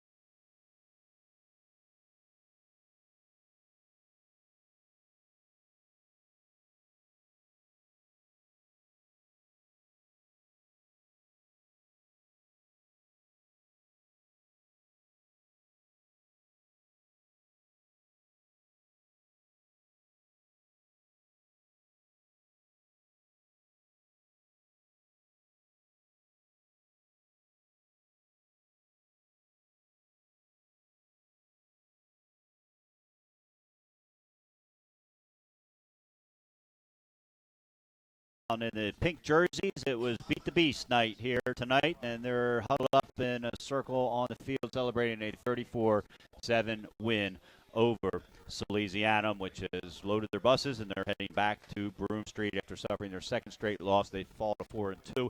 Middletown, of course, 6-0. It's now time to announce our Crown Trophy Player of the Game. Crown Trophy in Glasgow and Wilmington have always been proud supporters of Fox Sports 1290 and the student athletes in the state of Delaware. Visit Crown Trophy for all the best in trophies, and make sure to check out their varsity letter sports balls. Continuing with the Crown Trophy tradition, each player of the game this season will win a customized Crown Trophy award plaque, and the school will receive one as well for its trophy case. Visit crowntrophy.com. And Benny, as I say to Marty every week, the floor is yours. I don't think it's going to surprise anyone. I really don't. If you listen to this game, if you listen to the entire game, you know Drew Fry is our Crown Trophy Player of the Game. 5 touchdowns to 4 different receivers. Only had 1 interception. Aside from that, he was flawless. Yeah. The kid is ready for the next level. He was out of his playing out of his mind today. And again, he is our Crown Trophy Player of the Game. I don't think anyone's going to dispute that. Congratulations to Drew Fry. Andrew Bugg, Tech Sergeant Andrew Bugg of the U.S. Air Force, will be back to Middletown High School for the 3rd time this season to present a plaque to Drew Fry and also give one to the head coach, Zach Blum, to put in the showcase here at Middletown. All right, we're doing something new this year. For the next 2 weeks, we don't know where we're going. We're going to have a fan vote, and so tomorrow morning you can tweet 302 Sports and let us know where you want to see us next week. You're going to have 3 choices, and the choices will be up on the 302 Sports website. We appreciate Nick Halliday handling the logistical part of this first-time thing that we're doing. So week 7, we're going to be at one of 3 places, and it's not going to be Florida, Benny. I was going to I can tell you that. It's not going to be Florida. You can either vote for us to do the Delaware Military Academy at St. Mark's game, the Newark at Appoquinimink game, and the Mount Pleasant at Glasgow game. Now, why out of those 6 teams, only 2 of them are probably going to be in the playoffs? The other 2 games are going to be good games. Yes. Because you've got a decent Newark team against a decent Appoquinimink team in Division I and a decent Mount Pleasant team against a decent Glasgow team. So 2 good games and then a 3rd game, DMA at St. Mark. So, again, tweet 302 Sports. Let them know where you want to see us. We're going to announce, Marty Sheehan and I are going to be on the show, the 302 Sports Show Wednesday night from Buffalo Wild Wings in Christiana. So we will be there, and we're excited to be part of the show. We've never been on it. We watch it every week, and we pay attention to it. But we're going to be there, and we will announce where we're going to be. So, again, DMA at St. Mark's, Newark at Appo, or Mount Pleasant at Glasgow tomorrow morning, tweet to 302 Sports and let them know where you want to see us. All right, that's going to do it tonight. A big thanks to our producer, Earl Holland, back in Newcastle for keeping us up and running, and to the 302 Sports crew here on site at Cavalier Stadium. Benny, I really appreciate you coming out last minute, especially filling in for Marty. Marty Sheehan, we hope you're feeling better, and looking forward to having you back with us in the press box next week. You've been listening to the Fox Sports 1290 High School Football Game of the Week, presented by the U.S. Air Force on iHeartRadio, and watching the live stream on 302 Sports. Once again, your final score, Middletown 34, Salesianum 7. I'm John Busby. Thanks for tuning in, and until next time, good night from Cavalier Stadium.